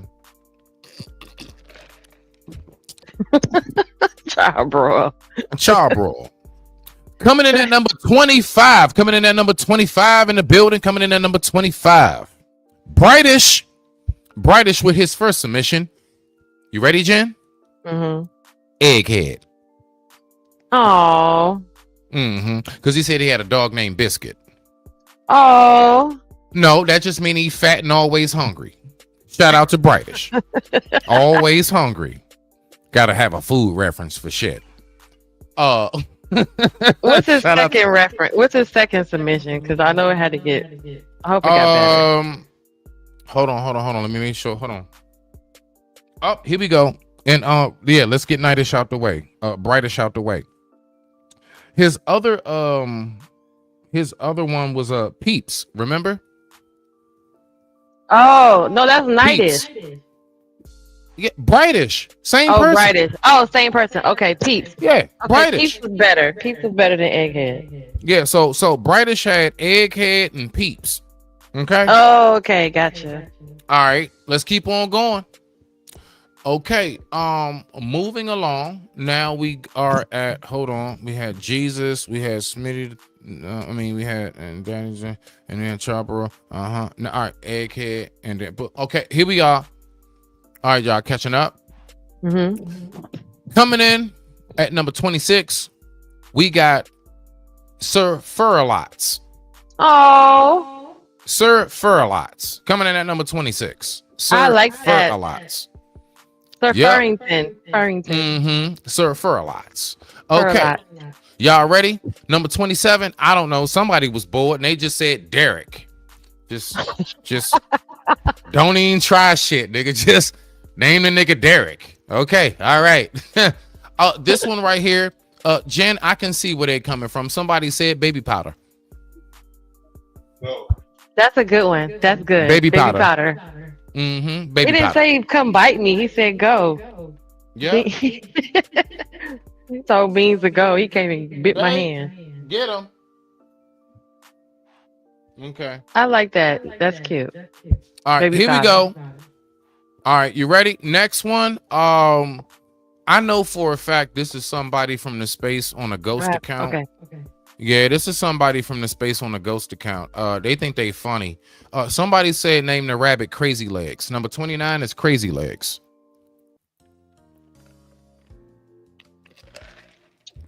Yep. 29 Crazy Legs. Yeah. Go ahead, put your votes in. Make sure you put your votes in. Number 30 is Hoppy. That's not funny. Nah, listen. Not Hoppy's not funny. No. I told people to submit names. Not Jen. I appreciate you. Okay. You know what I'm saying? You know, I appreciate you being for the fam. You know what I'm saying? But it's the internet. We here. You know what I'm saying? It's the internet. Mm-hmm. Let's go.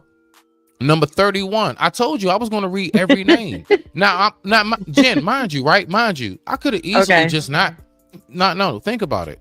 I could have easily just not read it. I could have just act like that name didn't, it wasn't submitted. Yeah. Right. I went on ahead and read it because nah, you submitted it. So yeah, let's be fair sport. It's okay.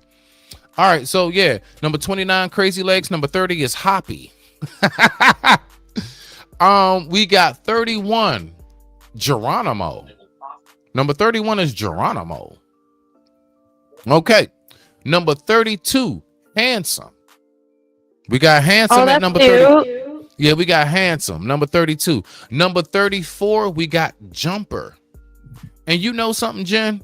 Jumper's cute. Jumper's cute. But our last submission, I ain't gonna lie, the last submission is Bloodshot.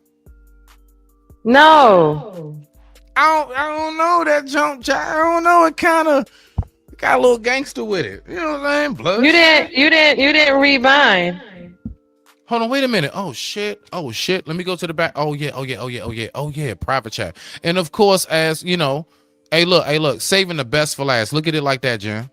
That's yeah. Best for last. Hold on. Jen is not here. Type it in again.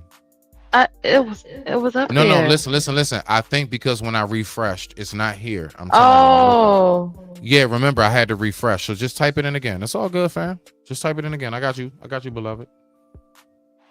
And then we're going to get to our main story. Jen, we're going to get to the number one story of the evening.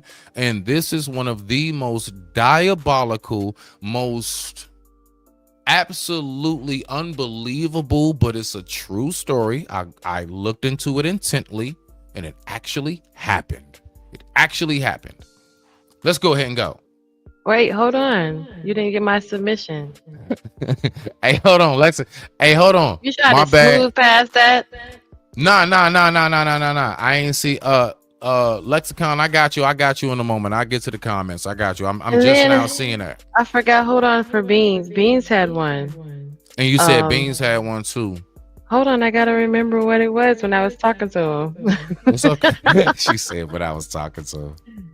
And then I said something and he looked at me and I was like, I guess that was the fact. Are you serious? I'm not saying that. You gonna have to say it. Look, you my partner up here. You gonna say that shit yourself. Hold on, wait. I gotta remember the other one. As soon as you remember it, you can tell the people. Oh, damn. Okay, I don't remember. I can't remember just at the moment. Oh, but okay. So you want to say my submission is tapioca? Tapioca, y'all.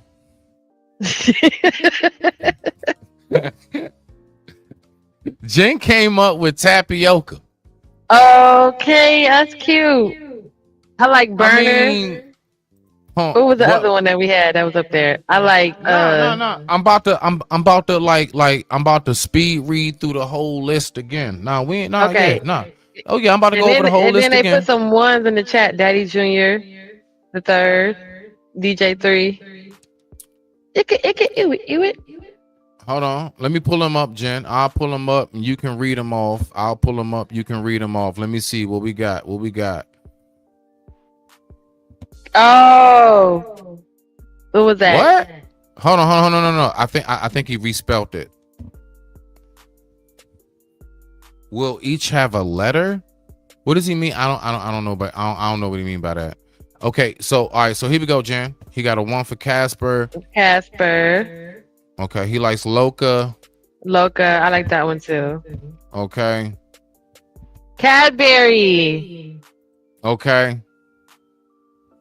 Crimson. Daddy Jr. the third. DJ. Shut up before I block you. Shut up before I block you. Okay. And it does. Don't it sound like that though? It ain't sound like that. What you talking about? It did. That's what it sounded like they was saying. Oh shit. Jen. With charbroiled. Yeah, hold on 1 second. I gotta plug my damn mouse in because the Okay, so I'm gonna go back through the list. Daddy Junior the Third got 3 votes, and then Egghead was also one of them. I like Cadbury. I like Burner. There was another one. You gotta when he goes through the list again, we'll my bad. No, when he my goes mouse through the was list down. again. When he goes through the list again, we'll go back and say the ones we like because we liked a couple of those. But Cadbury is y'all. cute. Okay. So go through the first 5 and we'll tell you out of each 5 which one we like. All right, so what we're gonna do is we're gonna mark them by 5s. We're gonna mark them by 5. So each one that wins a 5 spot, that's the one that moves on to the next round. Y'all get it. Yeah, let's have some fun with it. Let's have some fun. All right, so yep, here we go.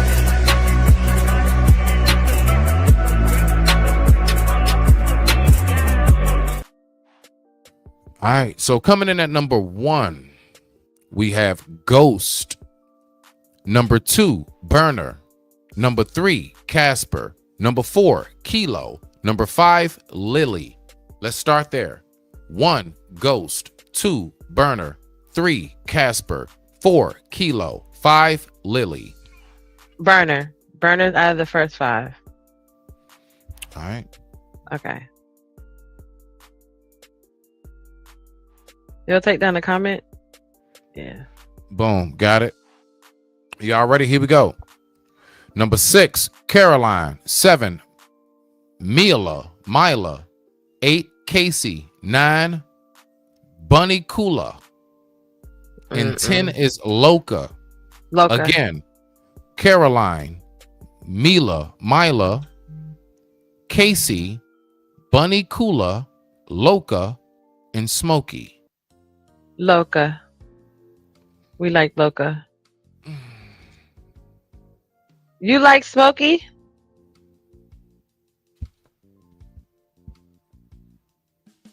I like Loka as well, so Loka wins. Okay. All right, moving on. Beans agrees. You heard that? Okay. All right, let's get it. Yep. I told him Beans. All right, we got Bunny, Burner, Mr. Cadbury, 5, and Dante. Cadbury and 5 is the best out of those. The 5 is I got nice. my vote. I got my vote. 5 Cadbury is cute. That is different, and that's cute too. I got my vote. Okay. Go to the next 5. All right, let's go. Let's get it. 21 through 26 will be Jesus. That's right, Jesus. Jesus. Number 22. Daddy Junior the Third. Yes.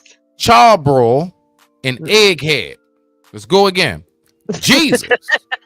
Jesus. Somebody said name the damn bunny Jesus. Beans don't like that name. I don't know. He might have said hallelujah. You don't know. He might have had the holy.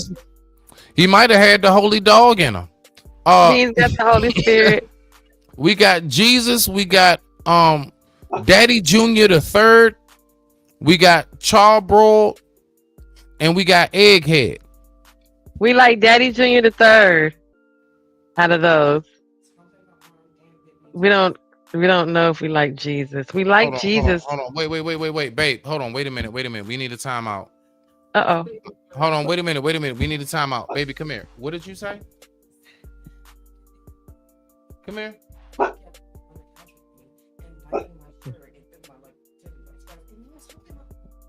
The rabbit humped your arm and bit your titty? He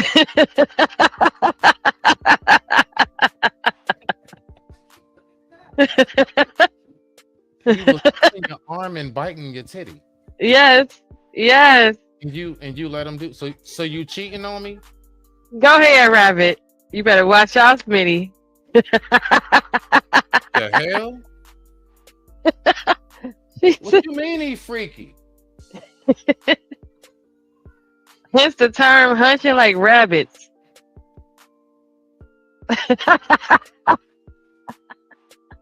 The hell?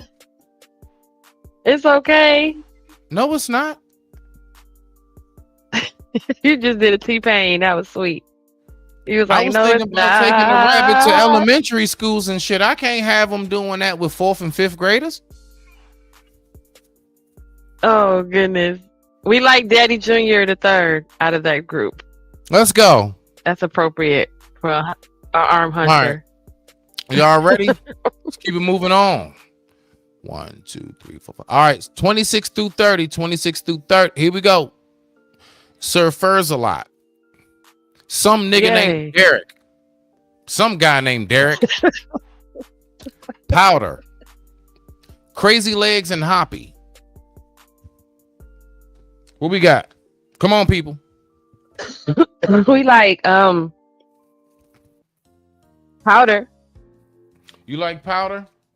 You know what? I'm gonna be defiant. I'm voting for Hoppy on this one. Hoppy. Yeah, I vote for Hoppy. All right, might as well vote for Derek. You know what? You right. I changed my vote. I vote for Derek. I don't know. Powder. Well, what was the first one? What was the first one again? I'm gonna read them again. Sir Furs-a-Lot. Derek. Yes. Sir Furs-a-Lot. Derek. Powder. Crazy Legs and Hoppy.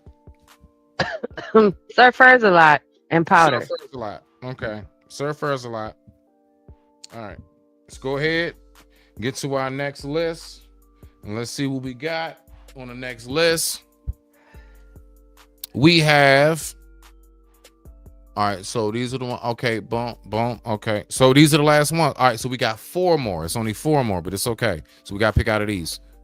No, hold on. Wait a minute. It should be the last 5. Oh, yes, it is. 1, 2, 3. Because you added mine. Oh, yeah, added yours. Okay, so we got coming in at the last 5. Tapioca by yours truly, Jan. We also have coming in Geronimo. We have Handsome, Jumper, and Bloodshot. Let's go back on that. Tapioca, Geronimo, Handsome, Jumper, Bloodshot. What's our vote on that? Handsome and Tapioca. Okay, hold on 1 second. I like Handsome though. Handsome is cute. Okay. So let me just make sure I got all of the ones from the list. Make sure I got all the ones from the list. Hold on. Yep. Boom. Right here. Right here. And then I got.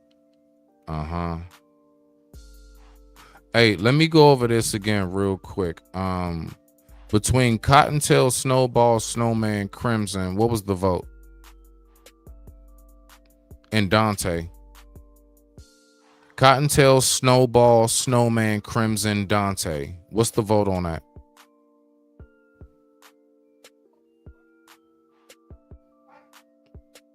Jen, you on mute. Oh, I've been up here talking. Dante. Yeah, it sounds like the devil movie from the Dante's Inferno. Is Dante? No, we didn't like Dante. We liked Which one was it? We liked Crimson. We like Crimson. Remember? Crimson. Okay. Crimson was in the chat. It got a 1. Got that one. And I'm just making sure. Hold on. And then from Jesus, Daddy Jr. the Third, Charbroil, and Egghead. Who was the winner? Daddy Jr. the Third. Y'all some y'all. It got 3. It got 4 votes in the chat. Y'all wild for that. Y'all wild. We like DJ 3. It's the rabbit with the beats. What? Coming through. All right. No, I'm just making sure I'm all caught up. So boom. So let me. Okay. All right. So now all the other ones that we eliminated, what do we got left? Now all we have left is Tapioca by Jen. We got Geronimo, Handsome. We got Jumper and Bloodshot. Geronimo. Let's give it a second, see what the chat say. I'm going to say it again. All right. Tapioca, Geronimo, Handsome, Jumper, Bloodshot. Bloodshot's crazy. You said it sound gangster. And what we're going to do is we're going to take us a little real quick. We're just going to take a quick music break on some chill shit. while everybody deliberates, while I go ahead and tally this up, Jen, just stay right there. Do what you got to do. Matter of fact, you got time for a bathroom break. Let's go. I'm gonna get mine.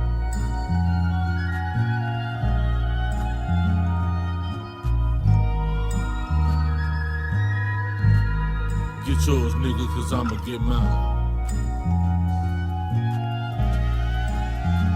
Today gon' be a good day. Jack gon' keep it playing from the Genesis. As I'm blowing dope, being broke, my only nemesis. Remember when it wasn't all good, I used to reminisce. Felt like I was going through hell with no deliverance. Niggas throwing salt in the game, condoning ignorance. But when it's really in you, not on you, we know the difference. Nigga ain't no willing and dealing, we really killing shit. My brother passed a shooter like Luka, he gave me sentences. Nigga, I was Dennis before you knew what a menace is. Now I just spread love to these bitches, ho, I'm a feminist. Way they running back to the dick, they think they Emmitt Smith. No real player gon' break it, that shit be imminent. Yeah. Nigga, we was trapping out the tenement. Niggas ain't hard, they just loud, them niggas impotent. Ain't in it for the glory, my life story is intricate. Don't crash out for the money and watch the niggas you get it with. I say it all, cause I'm past the point that I'ma play with y'all. And as the president, I'ma have to revoke your player call. Don't think the nigga ever was real, and he gon' stay a fraud. Don't think a nigga bluffing is not nothing to break them all. Saquon, ho, it's not nothing to shake them all. There ain't no street clothes in my bed, ho, better take them all. Just get that cheese, breaking that bread, and I can stay involved. You wanna look sweet in my side seat, got to pay the cost. Dope and cheese, I'm smoking G's. While I was scaling dope and weed, y'all been yelling broken knees. You gon' do it, baby, do it, gotta hold and squeeze. For real, it's cold out here, one of you hoes gon' freeze. Rob the reverend, call the blessing, hold your nose, don't sneeze. Poop, nigga. Oops, nigga. Pull up in that bitch shit like I'm too big for that coupe, nigga. Too legit to quit, no, I'm just too legit for you, nigga. Twin Towers feel the power when we speaking, nigga. Cope like I was in the ghost with Tommy Egan, nigga. If your bitch looks suspicious, she probably creeping, nigga. If you heard this shit before, it's probably beating. And don't ask me about no money, I'ma tell you, let me hold something. 60K in debt, be walking around like I don't owe nothing. So and so got shot up, I just act like I don't know nothing. I call love, but we make a hit and miss a home run. Clean up in the kitchen, we can't have no dirty dishes, cause it's roaches outside and we cooking if they don't sniff it. Took a shot in the dark, I just went for this shit. Why aim for the stars, go forward and get nothing. Somewhere there's a young nigga on the same thing. Suggested advice, I tell him do better. Baby mom pregnant, I was turning 18. They need to focus my mind to get each other. So I quit this rap shit, quit chasing my dreams. Fuck it, get money off of hoes and the fiends. Fuck it, get money, then turn around, blow it. If I was my plug, man, I wouldn't even throw it. Maybe I would get money, you know it. Really had the city for some summers with the lows, yeah. Going down the wrong way, niggas getting smoked, yeah. I ain't even tell you about the times I was broke, yeah.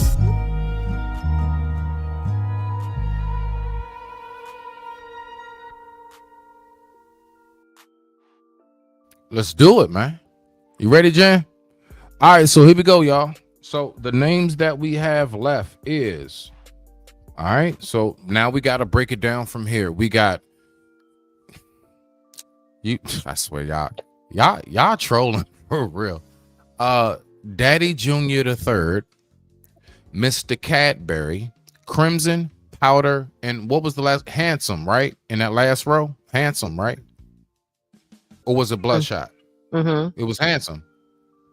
Handsome, Geronimo. Okay. Oh, Geronimo. Okay. Geronimo. Okay. All right. Let's go through this one. I got my vote in. What y'all got? Let me go ahead and read it again.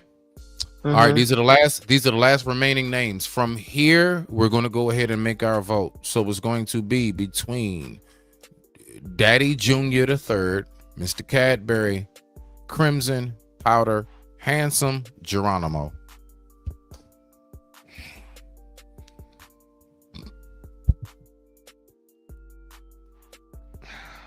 Jen? Wow. Okay. So Daddy Jr. the Third, Mr. Cadbury, Crimson, Powder, Mr. Handsome, Cadbury, Crimson, Powder, Handsome, Geronimo. and then there was Mr. Fluffington, Mr. Fluff, whatever what it was. It didn't make it. Didn't make the cut. Neither did tapioca. Oh, okay. I know.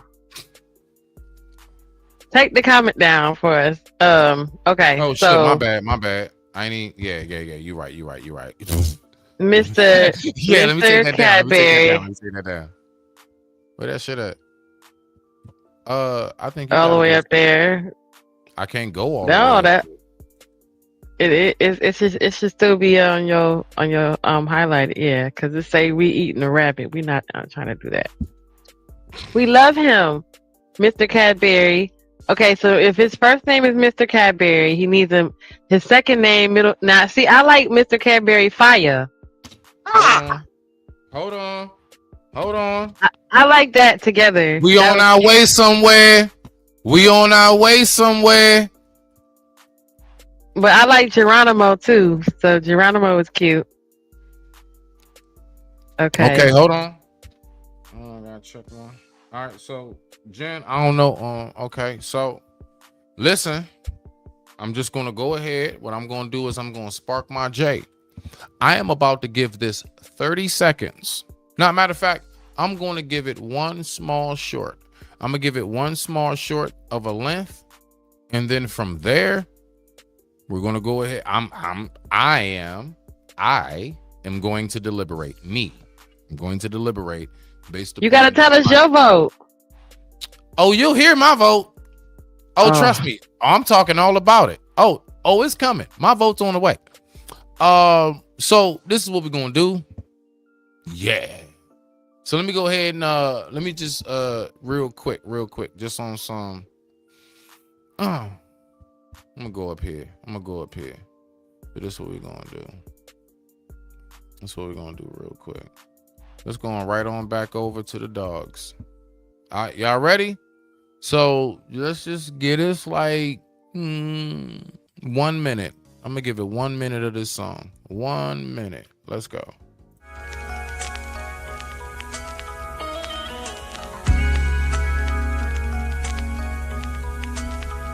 Now if you and your legends shoot this up to 10, the airways belong to Disciple and the war chief blend. First digest the heat from my toaster. Blast, cotton can last on your block about the class. Yeah, digging on the Sheba, tapping on the Sheba, singing they want sunset, gotten you one nuts in the ass whipping, and feel it wouldn't kick in. Never juggle satin, coolie coda can't blow. Coolie how is how I pump when the convincers in my clutch. Your murder one sung it then hushed. Hollywood, how much.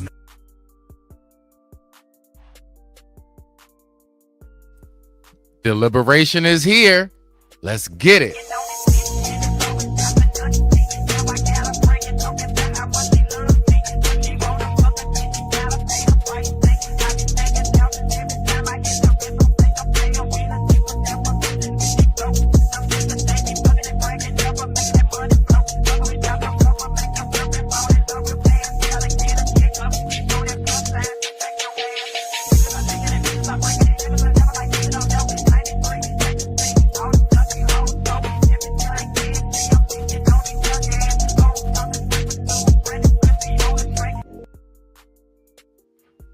Jen,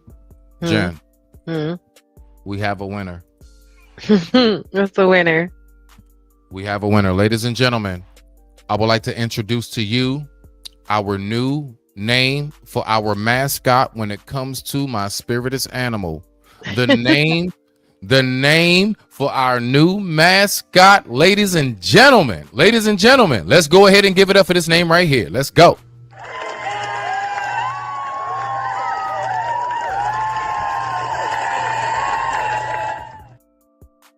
Cut leg. Yeah. Bigger. Buck meow. Thank you. Not quite what we had in mind, yes. Everyone wants to be the Cadbury Bunny, because only he brings Cadbury cream eggs with their delicious milk chocolate outside and creamy filling. While others may keep trying, there's only one Cadbury Bunny, and no bunny knows Easter better than him. So his name is Mr. Cadbury. Mr. Cadbury.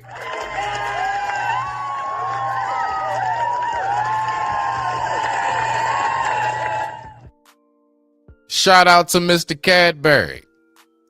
Okay, but see, he's owned by a black person, and we already know that it is socially accepted that black parents have middle names for their pets. So Mr. Cadbury has to have another name.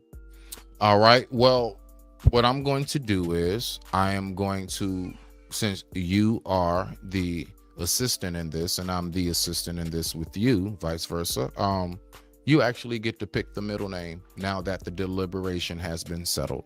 His name is Mr. Cadbury what? Ah! I know you did not say 5. I know you did not say this shit. I know you didn't, nigga. No, I like from the list that we had up there, like All right, so listen, you get to pick one, whatever one you want me to read the whole list one last time, just speed, like kind of speed run through, and you can tell me when to stop. Yeah. All right, here we go. 1 through. Don't say the numbers, just say the names. I know. I'm just saying 1 through 35. Here we go. Oh, Ghost, okay. Ghost, Burner, Casper, Kilo, Lily, Caroline, Mila, Casey, Bunny Kula, Loca, Smokey. Shout out to OG, Bunny, Burner, Mr. Cadbury, 5. I like Mr. Cadbury Burner. I'm not finished. Take a hint. Surfers a lot. Derek, Powder, Crazy Legs, and Hoppy. Then we got Geronimo, Handsome, Jumper, and Bloodshot. Oh, Mr. Cadbury Hoppy. And then whatever y'all last name is, it goes on his vet records. Beansington's middle name is Chewy. Mr. Cadbury Hoppy 7 is his whole name. I actually like Chewy. I like that for a nickname because that's Chewy is Bean's middle name with an accent mark on the end of it. Chewy. Sorry. All right, so it's not the same thing. It's like Sean that's spelled SHAWN and Sean that's spelled SEAN. Okay, all right. It's like saying Dante and then saying no. That's Delonte. not the same. That's like saying Michelle and Michelle. So it's the same name. It's just the accent makes it Michelle. So he's Chewy, like with the chew. How you feel about Chewster? No, I like Hoppy. Hoppy was cute. That's a cute middle name, and then his last name would be 7. Because when you go to take him to the vet, you can, Cadbury Hoppy. Cadbury Hoppy 7. I'm just trying to see. No. Cause see, my whole thing is, and I know people know what I'm. Look. Black. Oh, you want it to roll off your tongue? Yeah, the way it rolled. It's just I'm saying it like, how does it roll? Like, okay, Mr. Cadbury Hoppy.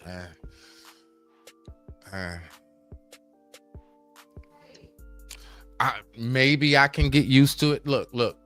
It would be okay. You know what? We're gonna stick with that. We're gonna stick with. You know what? Yeah, it's official.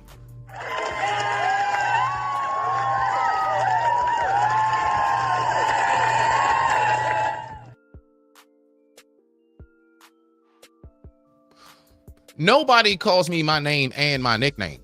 You either call me my nickname or my name, right? So let's just say, okay, the name is Mr. Cadbury, aka Hoppy. You see what I'm saying? Like, that's also his name. It's just like Method Man and Mr. Takao. You know, Method Man and Mr. Takao, you know what I'm saying? Notorious B.I.G. and Biggie Smalls. Aren't we talking about the same person?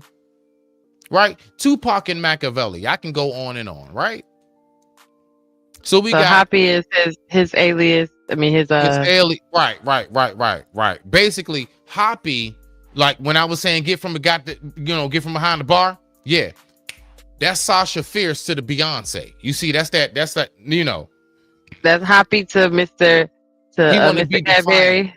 When he's Hoppy, when I call him Hoppy, that means he being defiant.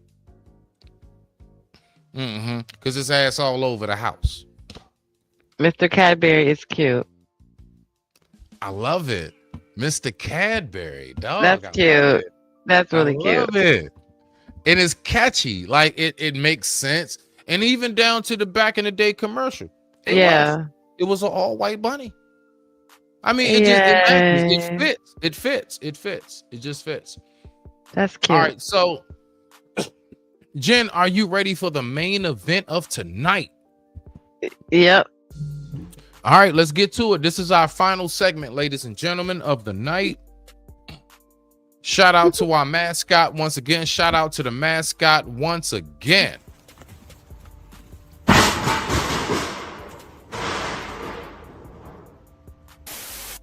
Black Air Force Energy. I'm just saying that's what it is. Yeah. I mean, because that's basically, look, he's our mascot now. That's what he has to have when being in this space with us. Okay, he gotta have it. Black Air Force Energy. Yeah, we're gonna break him in early. Yeah.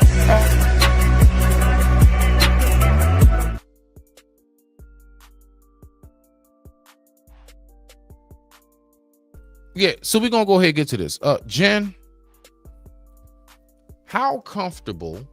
Now, I just want you to keep this in the basic form. How comfortable do you feel with the protection only aspect when it comes to the American military? Let's talk about this, Jen. We got a great story coming up. And it's a true story. How do you feel about the American military when it comes to protecting you against invaders? How you feel about that?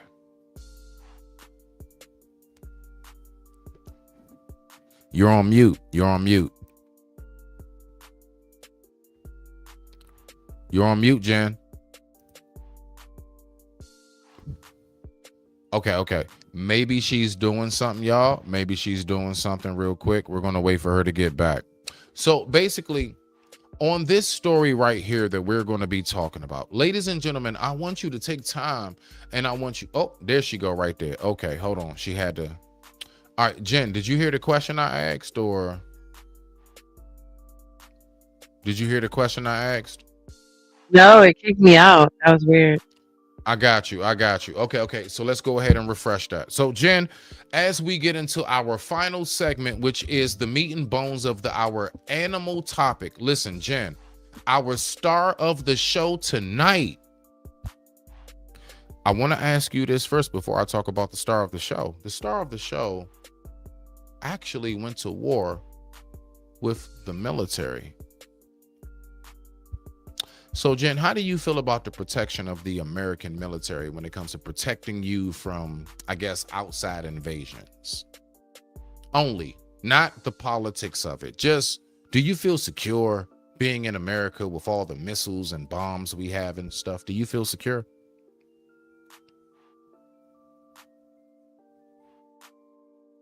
Is she there? Jen? If you're talking, I can't hear you. Mic check 1 2 1 2 1 2. In trouble connecting. Okay. Can you hear me? 1 2 1 2. There we go. All right. So Jen, did you hear the question?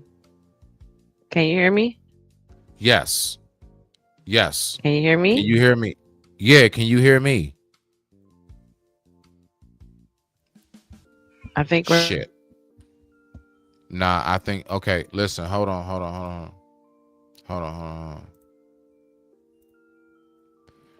Jen, come back up. I kicked you out the studio so you can refresh. I want you to refresh. Hold on. Let me type it in the chat too, just in case. All right. So people, what we're going to go ahead and get to is this. All right. Jen, refresh.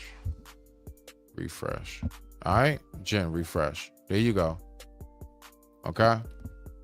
Because yeah, I could hear you speaking. I could hear you, and I'm sure the audience could as well.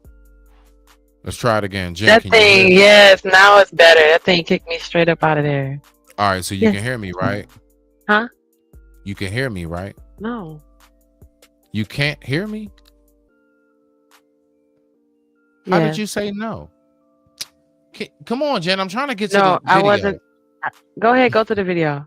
Sorry. No, I'm asking you a question before I play the video. How secure do you feel with the American military when it comes to outside invasion? Yeah, that question ain't gonna work tonight. All right, so we're gonna move on.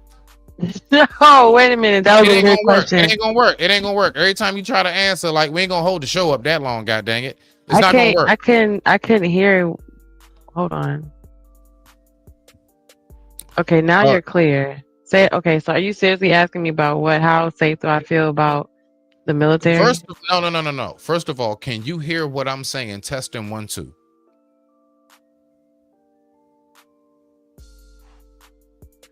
Major delay. You're bored. All right. No, I'm not. I don't know. Am I? Hold on. Let me see. Right. That was weird. Nah, it ain't me. I'm looking at me. I'm looking at me on my device. Now I'm running smooth. Okay. Now I can hear you good. I don't know. Can y'all hear me good?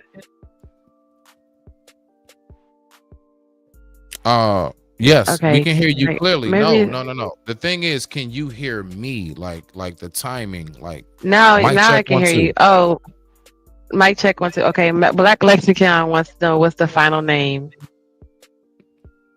We went through that. You can see he wasn't here. Mr. Cadbury. Mr. Cadbury was the winning name.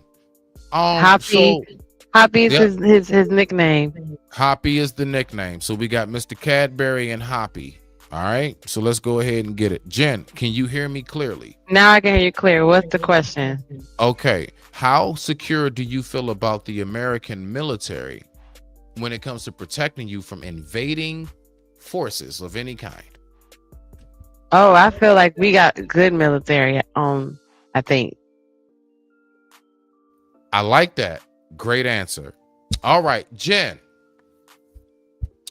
We are getting ready to look at a story that is very true. Ladies and gentlemen, this is story time. This is when you go ahead and just get your popcorn and everything else, because we're going to watch this entire video. And I'm really hoping that it actually plays through nice and smooth. I'm praying that, come on, StreamYard, the heavens of StreamYard, just give it to me on this one. But let's listen to this. And then we're going to talk about this, Jen. Jen, you feel secure with the American military. I want you to imagine if you lived in Australia in 1930. Let's listen to what the Australian military had to battle in 1930. It's True story. 1932. The Australian Army, fresh off fighting actual humans in World War I, decides to go full Rambo on a bunch of oversized flightless birds. Welcome to the Great Emu War, the most gloriously unhinged military disaster you've never heard of. Buckle up, because this one's crazier than Britney. That's right. The Australian military in 1930, on paper, declared war against 20,000 emus. 20,000 emus? They went to war against emus. Let's hear how the war turned out. You know what? Yeah. You know what I think about that? What? Liberty, liberty, liberty. Hey, watch this though. Let's listen to how this is a real depiction of how the war turned out. Then I'm going to give you guys actual footage, photos, actual documentation from the war, because they sent a photographer to film them in the war, because apparently the general of the war felt so proud going into war. He's like, man, you know, they just birds. I mean, what really can they do? Well, let's find out. That's what I'm thinking. What can an emu do to where you need to have a gun for one, and then you need to armor up to go in there and fight a bird. Facts. The time right now is 9:52 p.m. East Coast Standard Time. Let's go ahead and listen to what happened to the Australian military in 1930. It's knife dance. These weren't sparrows or seagulls. We're talking 6-foot-tall feather duster tanks that outran bullets and laughed at machine guns. Spoiler alert, the birds win and the army gets a one-way ticket to Humiliation Town. Western Australia, 1932. The Great Depression's kicking farmers in the teeth. Crops are bare. I'm sorry, correction. 1932. Forgive me. Did they say the birds won? Shut up. Wait. Hold on. I ain't even say it like that. Wait. Listen to it. Really growing. And then, boom, 20,000 emus roll into town like the villains in a really weird Mad Max movie. These birds aren't just here for a friendly peck. They're smashing entire wheat fields like it's an all-you-can-eat. You gotta rewind that. You're Borgin again. They see me rolling with the emus. City. Did you hear my song? They see me rolling. I'm an emu. I'm coming in, riding, invading your city. I'm in invading your city. Put him in the cage. Just pick him up and put him in the cage. He getting fresh for her. It's in the closet, baby. You know where everything is. It's in the closet. It's in the closet. He gonna go in the heat. He gonna get the hunching. Put him away. Put him in the cage. All right. Put his ass to bed. He doing too much. Mr. Cadbury. Anyway, let's go ahead and go. Okay, wait a minute. You got to rewind because you was Borgin a few seconds. And you ready? Did you hear my song? Yeah, I heard you. Okay. The emus. Yeah, I heard they see me rolling. All right, you ready? Emu. Come on. Let's go ahead and try this again. Let's go back a little bit. So you gotta go back because we didn't hear what the 20 million emus rolled into the city. Crazy. Okay, got you. Let's go. Humiliation Town. Western Australia, 1932. The Great Depression's kicking farmers in the teeth. Crops are barely growing. And then, boom, 20,000 emus roll into town like the villains in a really weird Mad Max movie. These birds aren't just here for a friendly peck. They're smashing entire wheat fields like it's an all-you-can-eat buffet. Farmers are broke, desperate, and watching their livelihoods get swallowed up by giant feathered locusts. Emus, by the way, aren't just big, they're fast. 40 miles an hour with legs that could punt a kangaroo into next week. The farmers called for help. Some bright spark in Canberra polished his monocle and said, Right, mate. Send in the army. It was a quintessential Aussie solution, machine gun pest control. They had machine guns. Machine guns. Hold on. Back up. Don't skip over that. Don't machine gun nothing. He just said he can run 40 miles an hour and can kick a kangaroo. Do you know remember when we did the whole thing about the kangaroos and how they can kick everyone else's ass? So you mean to tell me the only thing that can kick a kangaroo's ass is an emu? Liberty. Pretty much that, and I would say maybe another one that would give it a run for its money is a God dang it, what's the name of that goddamn bird? I got a brain fart. It's gonna come to me, but let's get back to the video. Apparently it's the emu. A cassowary can kick everyone's ass. We're not cassowary can kick everyone's ass. But they're a bigger cassowary. They're 6 feet tall, a 6 foot tall bird. They're an ostrich size cassowary. Let's go. The military, smelling a PR win, thought, how hard could it be? It's just birds. Oh, sweet summer child, you have no idea. Enter Major GPW Meredith, a guy who probably thought he'd be fine. This is the actual military general. This is a real guy who actually said, I declare war on emus. That man sent his military in to go ahead and help the farmers against birds. Let's listen how this turned out. Germans, but is instead going up against knockoff ostriches bought off Temu. On November 2nd, Meredith equipped his squad of soldiers with 2 Lewis machine guns and enough ammo to make a small country nervous. They rolled into the outback.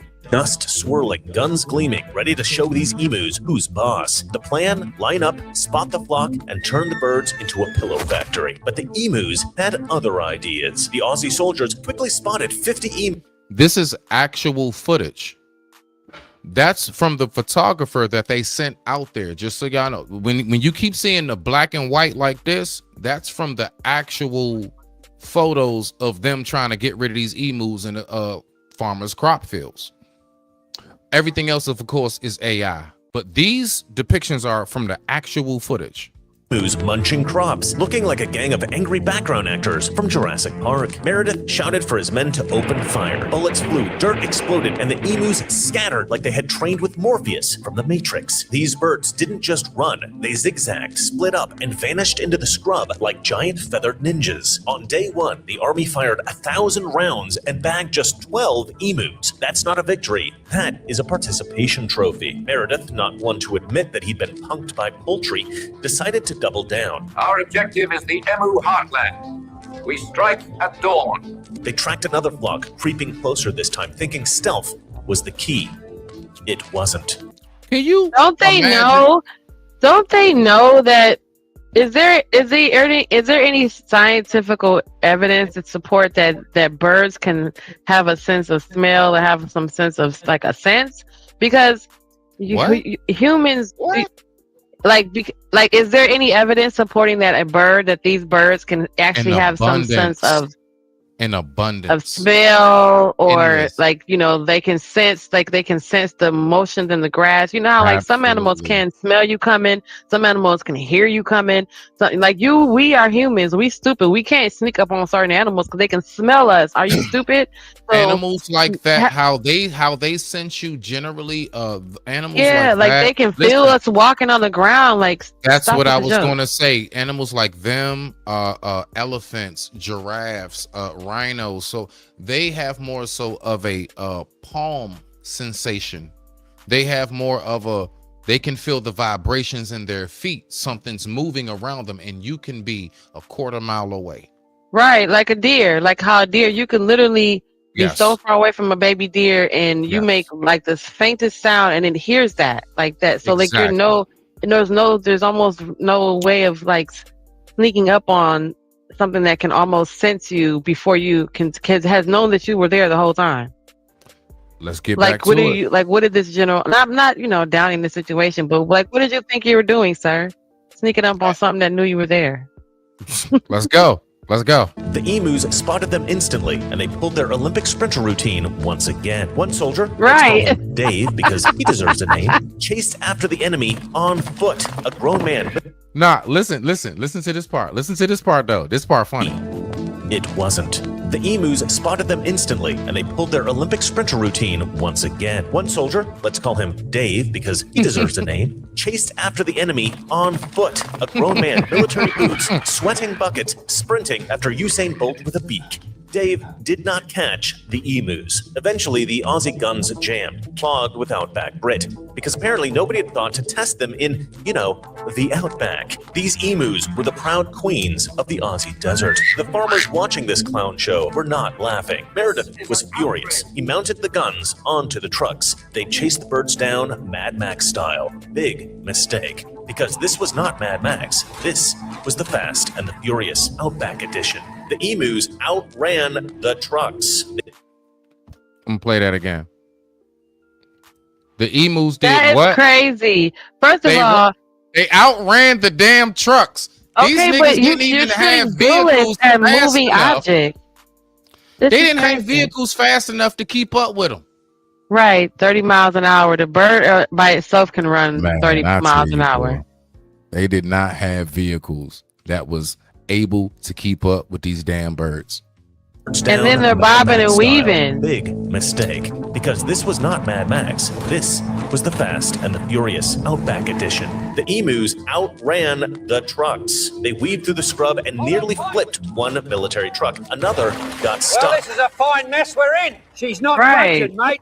And the emus, well, they just waved goodbye and sprinted into the sunset. After weeks of this, the Army had killed a grand total of 300 emus. 300 out of 20,000. 300 out of 20,000. That's what the military was able to accomplish.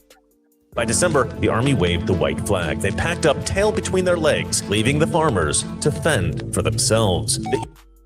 The military left.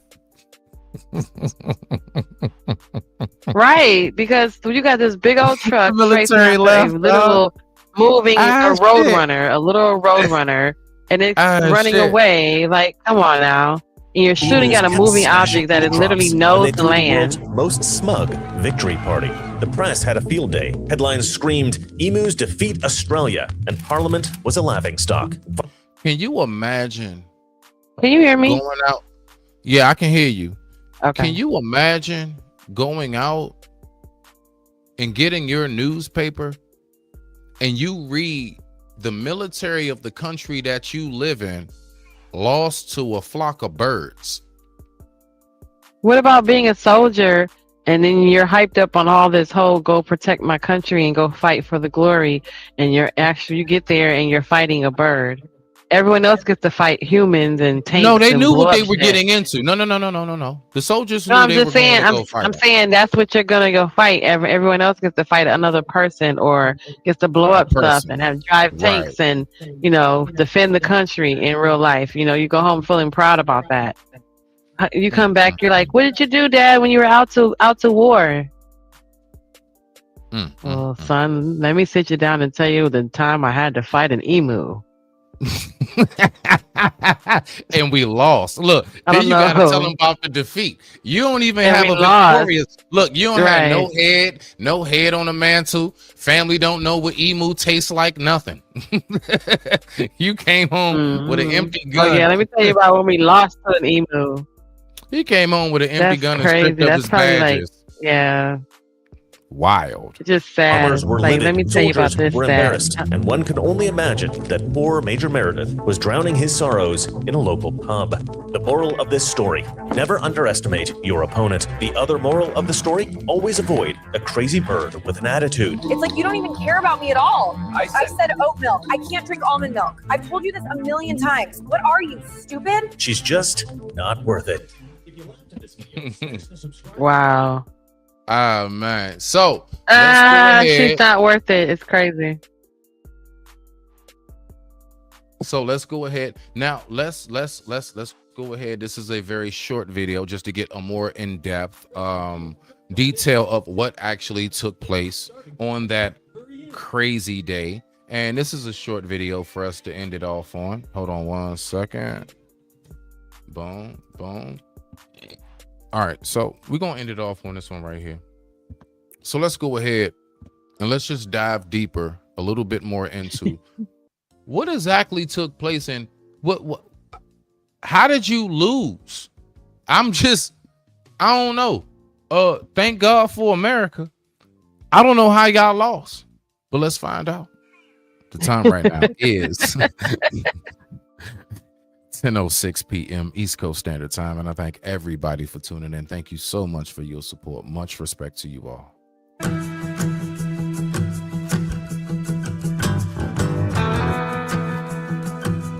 By 1932, its migrations to the southwest had made it a nuisance to wheat farmers.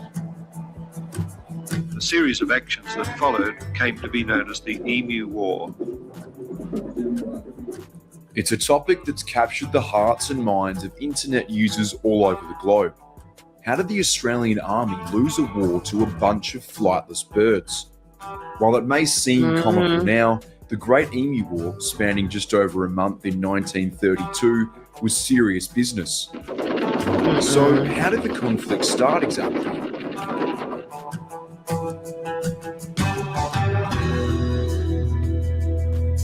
After World War I, many returned Australian servicemen were given land by the government in the Wheatbelt region of Western Australia, with hopes they would start a new life. That didn't quite go to plan. The Great Depression of the early 1930s sent wheat prices plummeting, and farmers expanded their crops as they looked to muster a profit. That's when the emus showed up. As many as 20,000 migrating emus found their way onto farms after breeding, in the process destroying fences and valuable grain.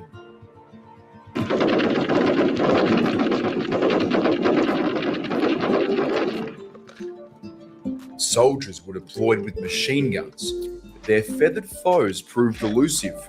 The emus are more than holding their own, read one report from the Daily News dated November 3rd. Only 20 emus were reportedly killed on the first day of battle, with many more injured. An ambush on November 4th went awry when a machine gun jammed, with just 12 of the 1,000 assembled birds killed. When the army withdrew on November 8 after 6 days of battle, 2,500 rounds of ammunition had been used, to kill between 300 and 500 emus. In a second cull, soldiers destroyed thousands of emus before a ceasefire was called on December 10. Now the war is stuff of legend, with stories passed down from generation to generation. Ralph English's father managed a property next to the battleground during the Emu War. I just want to make this clear. That's how pitiful it was. When the military gave up, they just built the fence. That's all they had. That's it. They built the fence.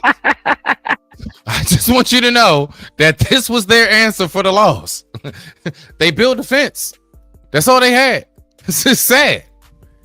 Ralph says when in full flight, the birds do serious damage. Like when they had dry seasons up in the pastoral areas. You remember you was talking about the granddad that's telling his kids the story? There you go. See?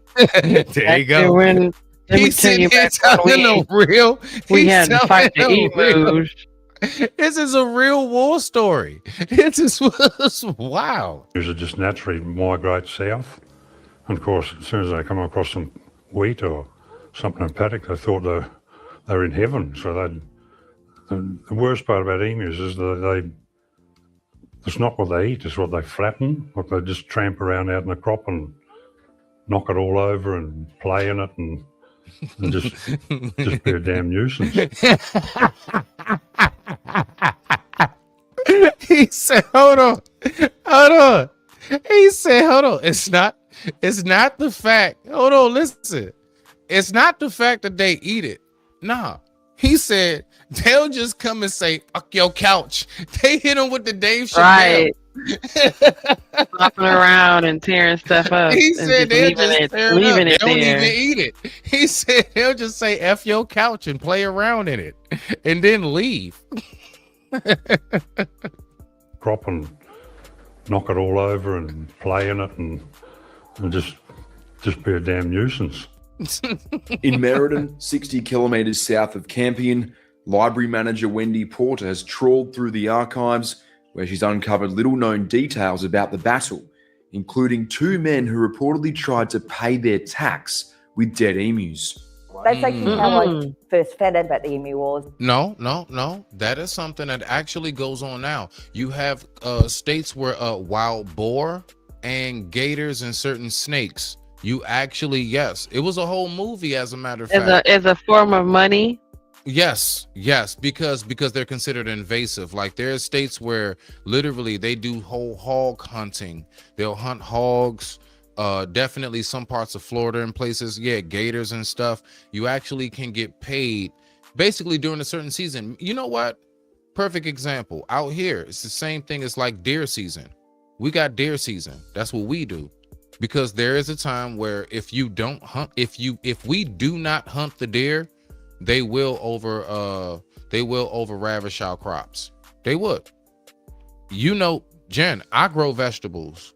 If it wasn't for like if it was too many of them, y'all would not see me posting them videos. It would not be there.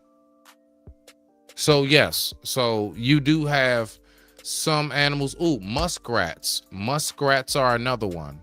Boars, muskrats, certain gators, certain snakes and stuff in certain states, they are considered to be invasive. Yes. And they destroy crops. So if you want your good old cucumbers and vegetables and stuff, you better be glad that there are people who actually do go hunt. You smell me now? Let's go. I was just going through the papers. You look at all the ads and the court reports and all that. It's interesting because of how they wrote. There was no political correctness, none of this. So it gets very interesting. But I actually saw an article on 2 wheatbelt farmers who decided to pay their tax bill or try to pay their tax bill with emus. So then you do a search on emus and then the Emu Wars come out. She says talk of Western Australia seceding from the rest of the country contributed to the army being called in. Going through all the reports, it became clear to me that there had to be something else around it, and that's when I started finding the information that WA was talking about seceding. So looking further, and there's reports saying that there was problems in WA. We need to help them. So, who won the war? It's hard to say. Some say the emus lost the battle but won the war. Others say the farmers lost, having used so much ammunition to kill such few birds. One thing's for sure, Australia greatly underestimated the emus.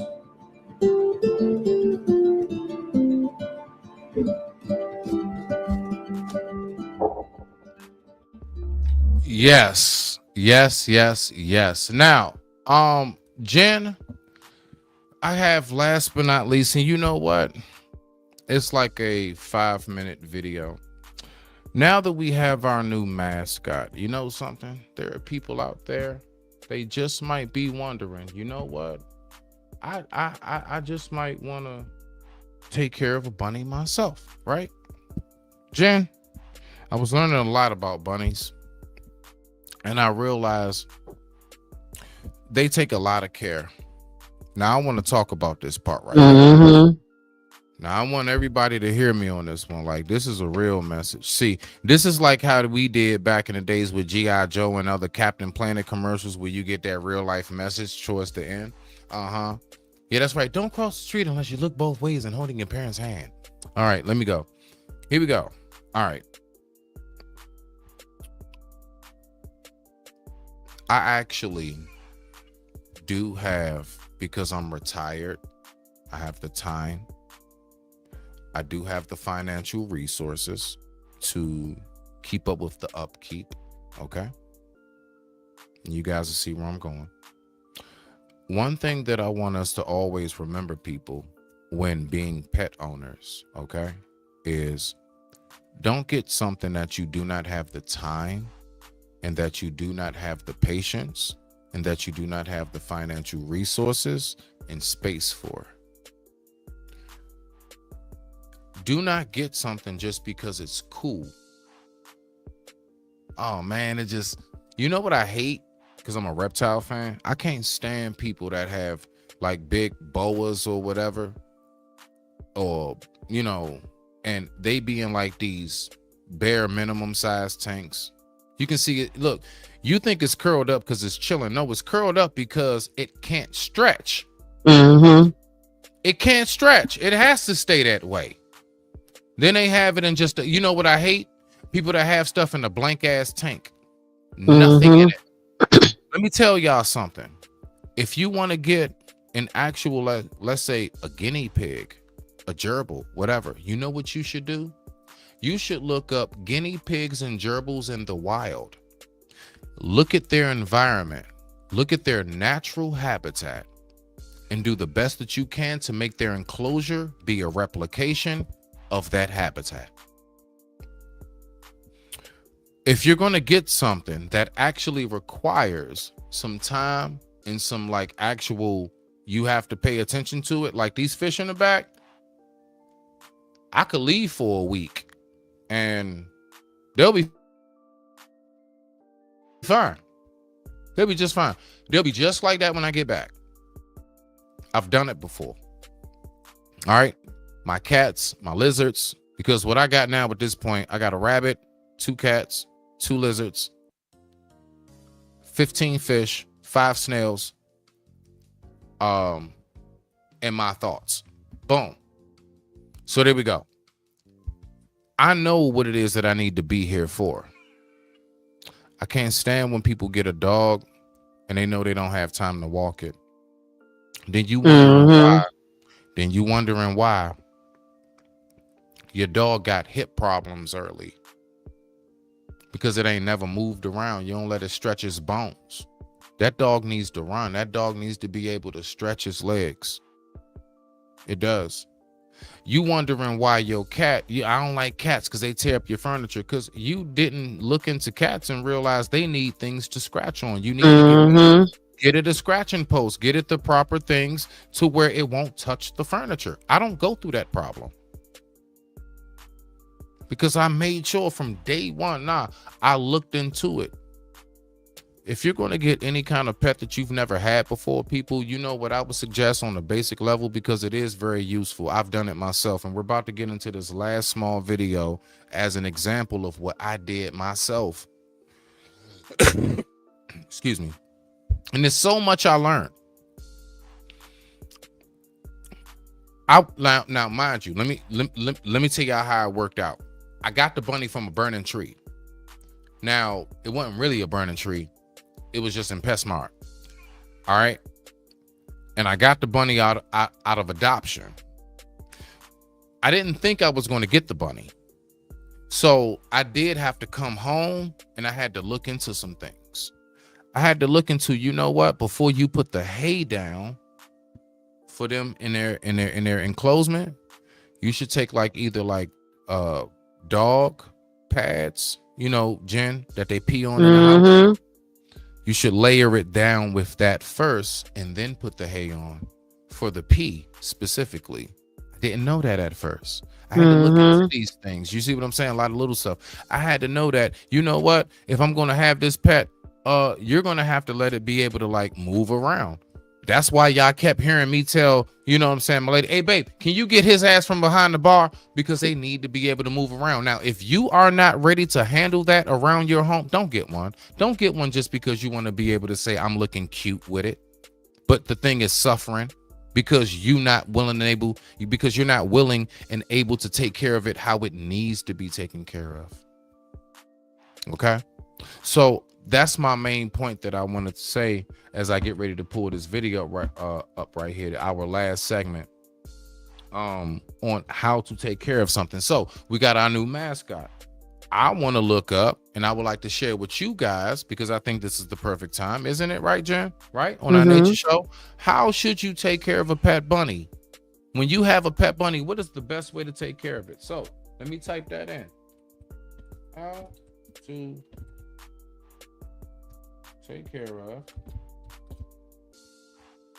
a pet bunny. Boom. Let's go ahead and get it. All right, so this one right here, I actually like her right here. She actually, from what I see, gives pretty damn good advice. All right, so this is how to survive your first week. All right, so hold on, let's get to it. So this is how to survive your first week. Okay, so let's go ahead and pull her up. And we're just going to go ahead and relax and chill it out, all right, as we end our segment off for this evening. And I appreciate it once again, everybody. Jen, hold on real quick. I got to make sure I give everybody a big round of applause once again. Thank y'all, man.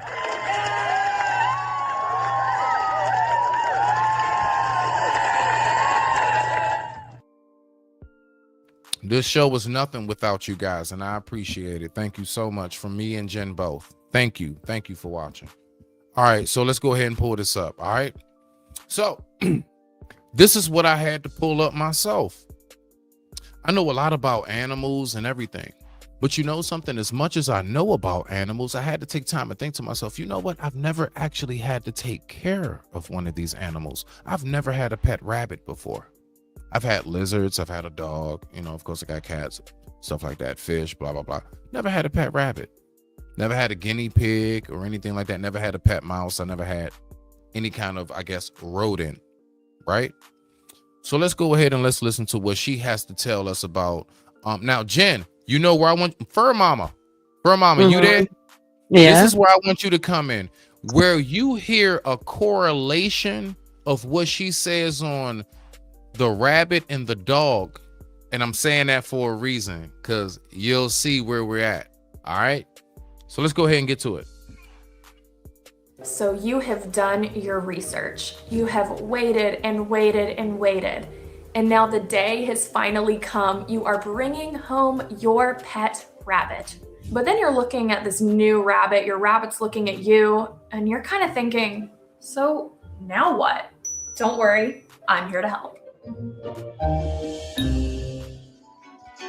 Hello, Buns, and welcome back to... You know what's crazy?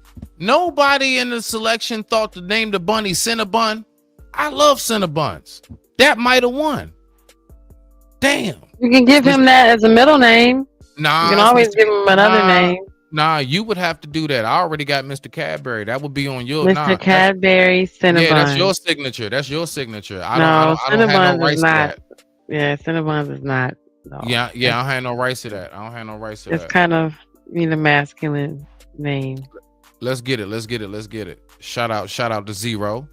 Hey, Zero. Cinnabon Sundays are a weekly video series where we talk about all things bunny. I'm Morgan, Cinnabon's bun mom, and today I am going to walk you through what you need to do on your first week with your new rabbit. Now, about 2 years ago, I made a video called What You Need Before You Bring Home Your Rabbit. And I highly recommend that if you are about to bring home a pet rabbit, you watch that video first. I go over every single item, bunny proofing tip, food, all of those tips that you need to have under your belt and ready.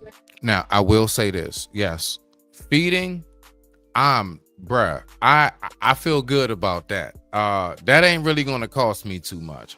We keep a lot of vegetables in this house, man. I keep vegetables. I always got a bag of carrots. I always got romaine lettuce. I always got collard greens and everything else. It ain't nothing to just pluck off. Literally, you got a pet rabbit, you can just pluck off a little bit of just boom. They good. Ready to go before your rabbit comes on the door. But once you actually bring your rabbit home, what do? It's really hard to go from having... Oh, and real quick, people, a quick tip that I found out. Celery, at least my rabbit, he doesn't like the celery itself, but you know what he likes? Those stems with the leaves that grow out. He likes to eat the stems with the leaves on it, not the celery stalk itself, the part that we eat. You know how we cut them leaves off and get the stalk?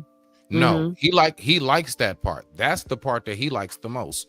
Just for a little tip. A strange little animal to suddenly having a new best friend. So how do you go from point A to point B? I'm here to help guide you through so that your first week with your rabbit can be smooth and comfortable for both your rabbit and you. In my video talking about what you need when you bring home your rabbit, I talk about having a playpen for your rabbit. On this channel, we recommend free roaming your rabbit, which means that your rabbit does not live in a cage. But before you fully introduce free roaming to your rabbit, you need to get them comfortable with their area. So as soon as you bring home your rabbit, this is what you're gonna do. You're gonna put your rabbit in your set up playpen, and then you are going to leave them alone. Yes, you're going to want to start bonding with your rabbit soon, but your rabbit is probably so terrified, whether it's a baby bunny or an older rabbit that you've adopted. New environments are terrifying to rabbits, and new people are also scary. So as much as you're going to want to snuggle and cuddle with this new fluff ball, you need to let them. Hold on. Oh, I got us. Not today. But you know what? I swear on life, I really believe that what she's saying is on point, because but everything she's saying so far, like when I brought him home, that's exactly what it was. And it took a minute. Like I would open the cage for him, like, you know, you can move around. Nah, he was acting like somebody. Look, he was acting like that dude that been locked up for 60 years and ain't never been out before. And you let him out and they like, nah, I'm still gonna stay in here. Hey, but like now I can't stop his ass from moving around. And I just allowed him to do it. I did not keep on trying to reach in there and grab him and pull him out. Yeah, no, don't do that. No. I just open the door and then I would move away. I'll just give it distance. I'll be looking at him, but I just give it distance and I just give it time and just see what happens. So that's just a tip. That is absolutely on point, y'all. Let's go. Come and encroach on it. Something that I did my first week is I put a t-shirt that I slept in every night in that pen with Cinnabon, so that while she was getting used to her space, I would say to my people, if you're gonna do that, give it something that you're never gonna wear again. Okay, because I've already cleaned the pen. I promise you, you're not gonna want to put that in the washer. Let's keep going. No, yeah, that's them. That's them that do that. You know who them are. You don't take it back. They don't take it back either. You give them a sweatshirt that you slept in. You just give them something that you already had your body on. You're not giving them something that you're gonna get back. White people don't take the sweatshirt back either.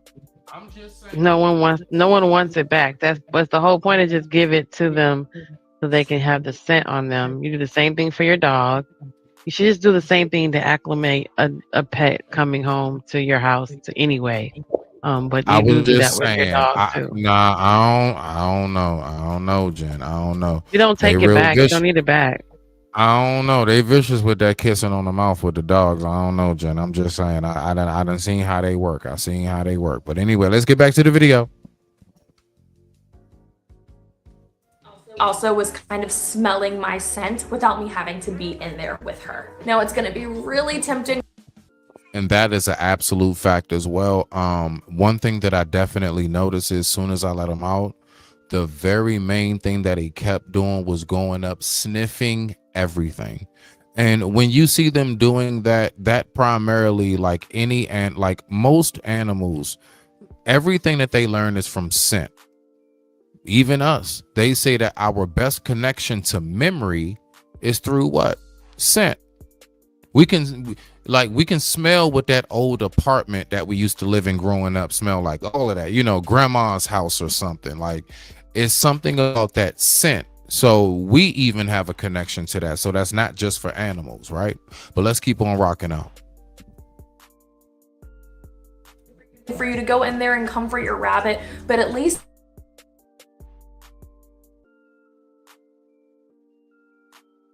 for pen if you want their space before you try to get them to get used to you. But then after that first night, you're going to start the bonding process. Now, bonding with a rabbit is very, very slow. It is not something that happens overnight, and it's absolutely not going to happen in that first week, but you definitely want to start that foundation in the first week. I have videos all about how to get your rabbit to trust you and how to bond with your rabbit, and I'm going to link those down below because I give a lot more in-depth instructions down there. But right away, just start sitting near. Real quick, damn. I'll give her a name at the end. I was trying to see if I could pull it up.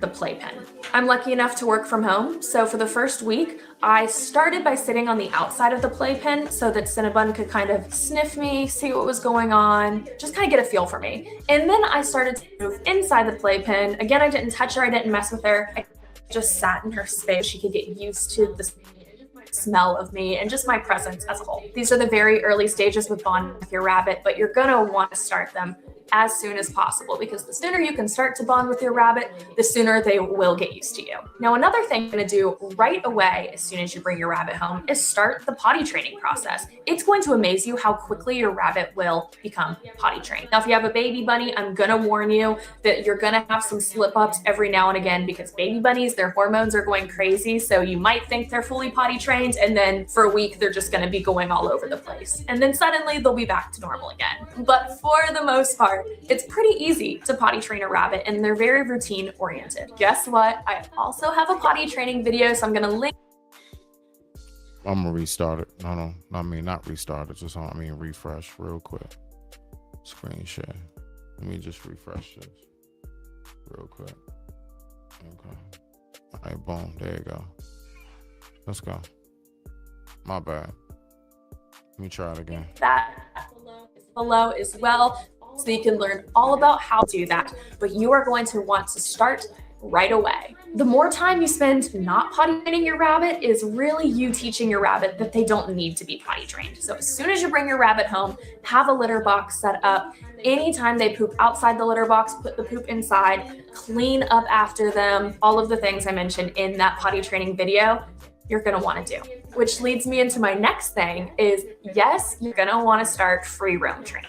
Now, every single bunny is different, but for me, Cinnabon was up and free roaming within a week of me bringing her home. I brought her home as an itty bitty baby, and she picked up on potty training within a few days, and after about a week, I felt good opening up the pen and just letting her free roam. I lived in a 1-bedroom apartment at the time, so it was easier just to go ahead and open it up, but that's my story. So this is what I did. She would stay in her pen at nighttime and when I wasn't around, but during the day, I would open the door to the playpen up and let her hop around. Now, if she ever had an accident on the ground, I would continue to do the potty training that I talk about in my potty training video, but I started letting her get used to the feel of free roaming. Now, deciding when your rabbit is ready to fully free roam is totally up to you and your comfort level. For me, I started letting her fully be free roam at nighttime and during the day once I knew that she pretty much had potty training down. If you notice that after about a week, your rabbit isn't having accidents when you open it up for their playtime, maybe try spending one night where the gate to your playpen stays open, see how it goes,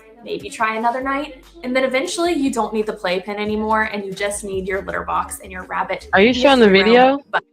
please do not be discouraged if it takes you a little bit longer to potty train your No, because it's glitching too bad. We're doing radio mode. Okay. They can hear it. Yeah. Nah, they can hear it as long as they can hear it. As long as they can hear it. Because it's just glitching too bad. And I want to keep us safe. It's glitching too bad.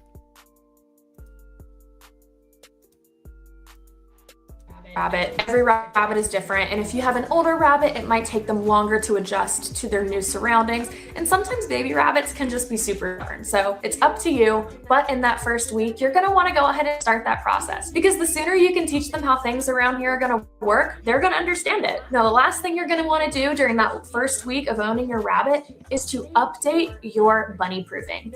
Notice that I said update and not— I shit you not, dog. I learned real quick how many things I got a block put in place. Oh shit, hold on, wait a minute. Nah, he can crawl in there. Nope. That is an absolute fact. Yes, bunny proofing is a real thing, because you got to remember, naturally they go to burrow like places. So it could be something like a vent or something, whatever. Bruh, now they stuck in there. They done crawled out. Now they trapped in the wall. Oh yeah, they can get into the vents and go through the whole house. You gotta be careful. Yes, they're like literally. And they're so squishy. Like how small of a hole can they climb through? Like, you know, like a squirrel can go through a really tiny hole. Yep. Yeah, they can condense their bones, similar to what cats can do. Similar. Yeah, like a cat. I was thinking like more like a squirrel. They can get small like that to get like a cat. They can get into like a hole. Maybe he'll use the cat tree, the cat condominium. Well, just to give people the magnitude of what these animals are capable of doing. A mouse the size of your hand can squeeze its way in a hole the size of a quarter. Its whole body. It can dislocate and everything else. Yeah. It can slip through a hole the size of a quarter, and it's the size of your hand. So, you know, just to give you all the scale of how that can work. To bunny proof, because if you're bringing home a bunny, you need to bunny proof your space before they come in the door. You'll thank me later for this one. I'm gonna link my bunny proofing video down below so you can really see exactly how I bunny proof, but you may think that your rabbit is going to tear up carpet or chew on certain things. Nah, I got a lot of wooden stuff around here, and I ain't gonna lie. Yeah, I gotta figure something out. I have. But she's essentially saying if you provide, again, respect the breed, respect the animal. If you essentially are giving it what it needs to satisfy that urge, it doesn't chew on things. Like she's saying, if you let it run free and then it poops because it goes behind the bar and goes somewhere and then it drops little pebbles, then you take the pebbles and put it back in the where you want him to go to the potty at, and eventually he'll end up running free, but then he'll put the pebbles in the potty area.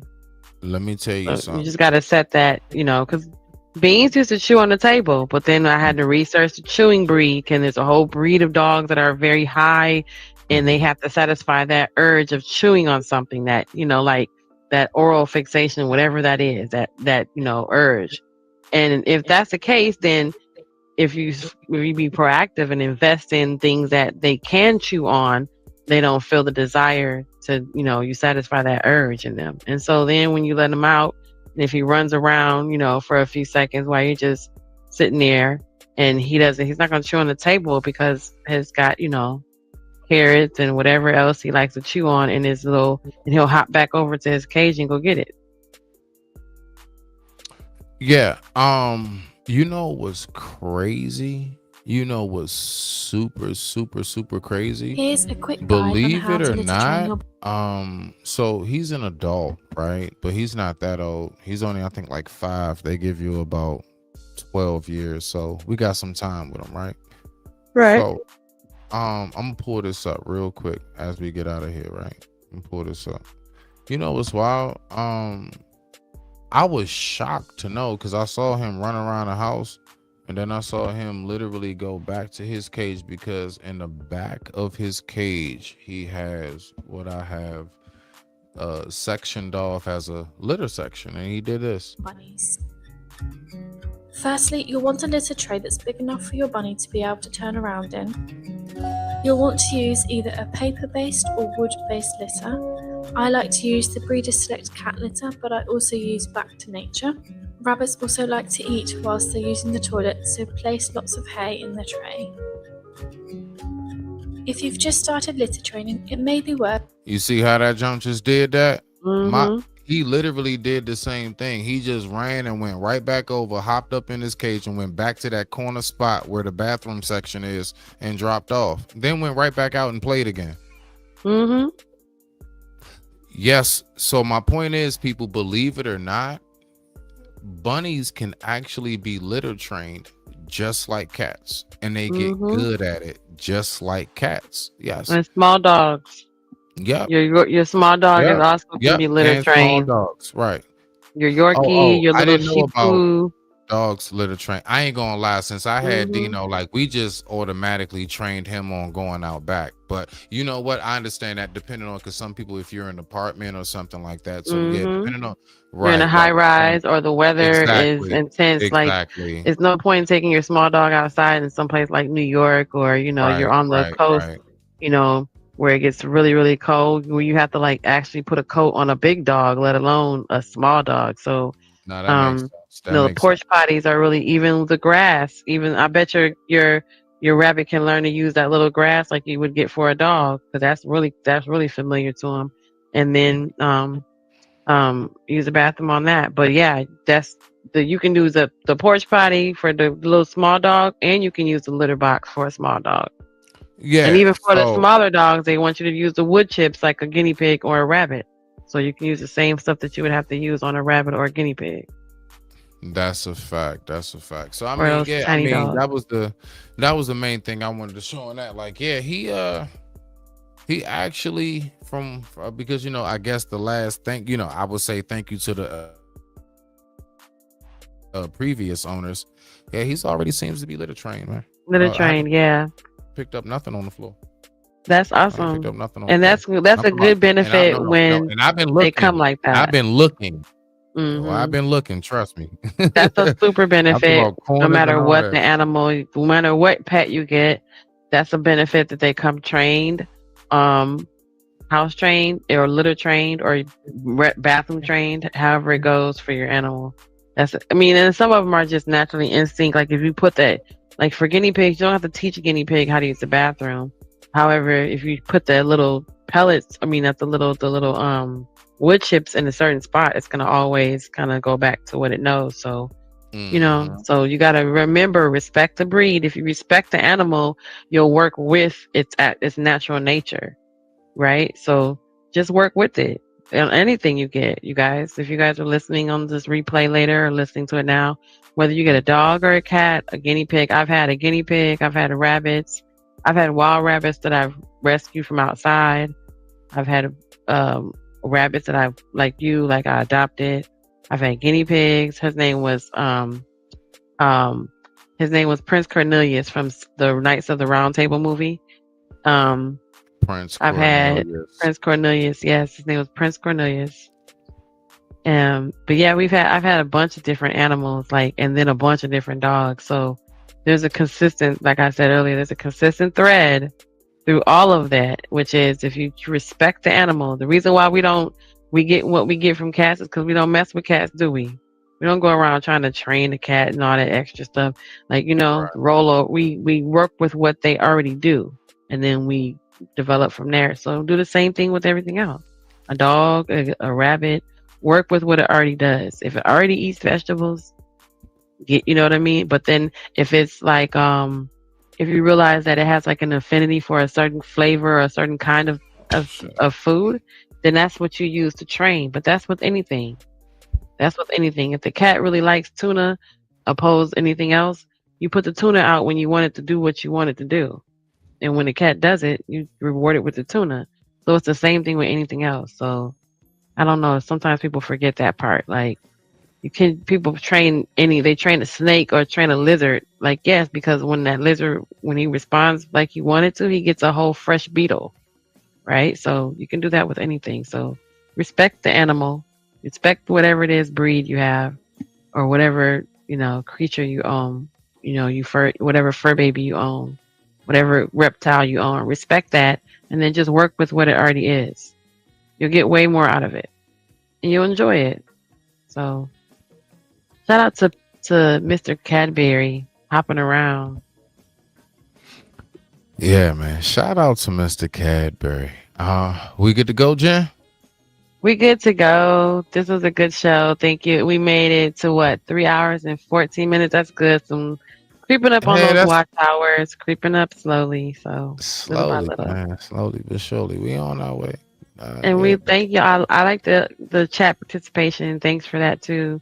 Eventually, folks will start participating and chiming in, and eventually, we might have a little bigger platform with this. We on our way there. Listen, I promise you. Listen, I like that. That's cool. They be watching. And then sometimes the participation, folks are really actually engaging and learning something. I don't know what the poodle question was about. I wish you would have. Did he ask? Did he ever ask? Just tell him to put it in the chat next time. Just put it out there. We can come back and you can star it, and you can star it. Put a star next to it, and then come back to it. Or you can go to myspiritisanimal@gmail.com, and we'll read the question from the email. All right, that's a bet. So we're gonna go ahead and my final words primarily is in everything I am getting ready to play, and where I'm at is, once again, thank you all so much. Y'all already know what it is, and with that being said, we digress. Go out and fight an emu and win. Hey, look. Don't lose to the birds Angry Bird in real life. That's crazy. I never heard nothing like that in life. That was fun. That was cool. All right, I'm out, y'all. Respect. Shout out to Jen, ladies and gentlemen. Shout out to Jen. I'm gonna holler at you, beloved. Let's get it. All right, y'all. So my final words primarily consist of this.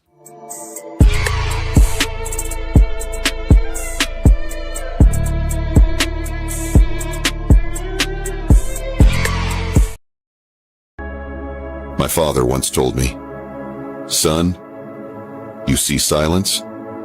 Silence is power. Never explain yourself to people who are committed to misunderstanding you. Never waste time proving your worth to those who can't see it. Stay silent, stay focused, and let your success be the loudest response." He taught me that not everyone deserves an explanation, and not every battle is worth fighting. Some people will twist your words, no matter how carefully you speak.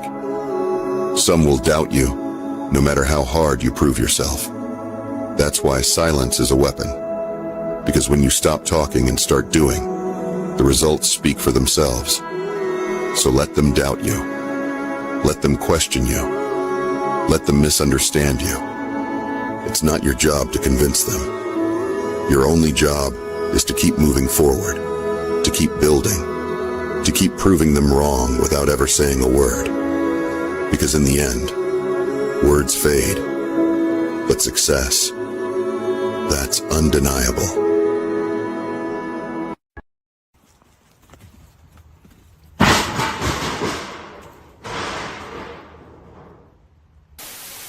Black Air Force Energy. My mic is muted. I digress. My mic is muted.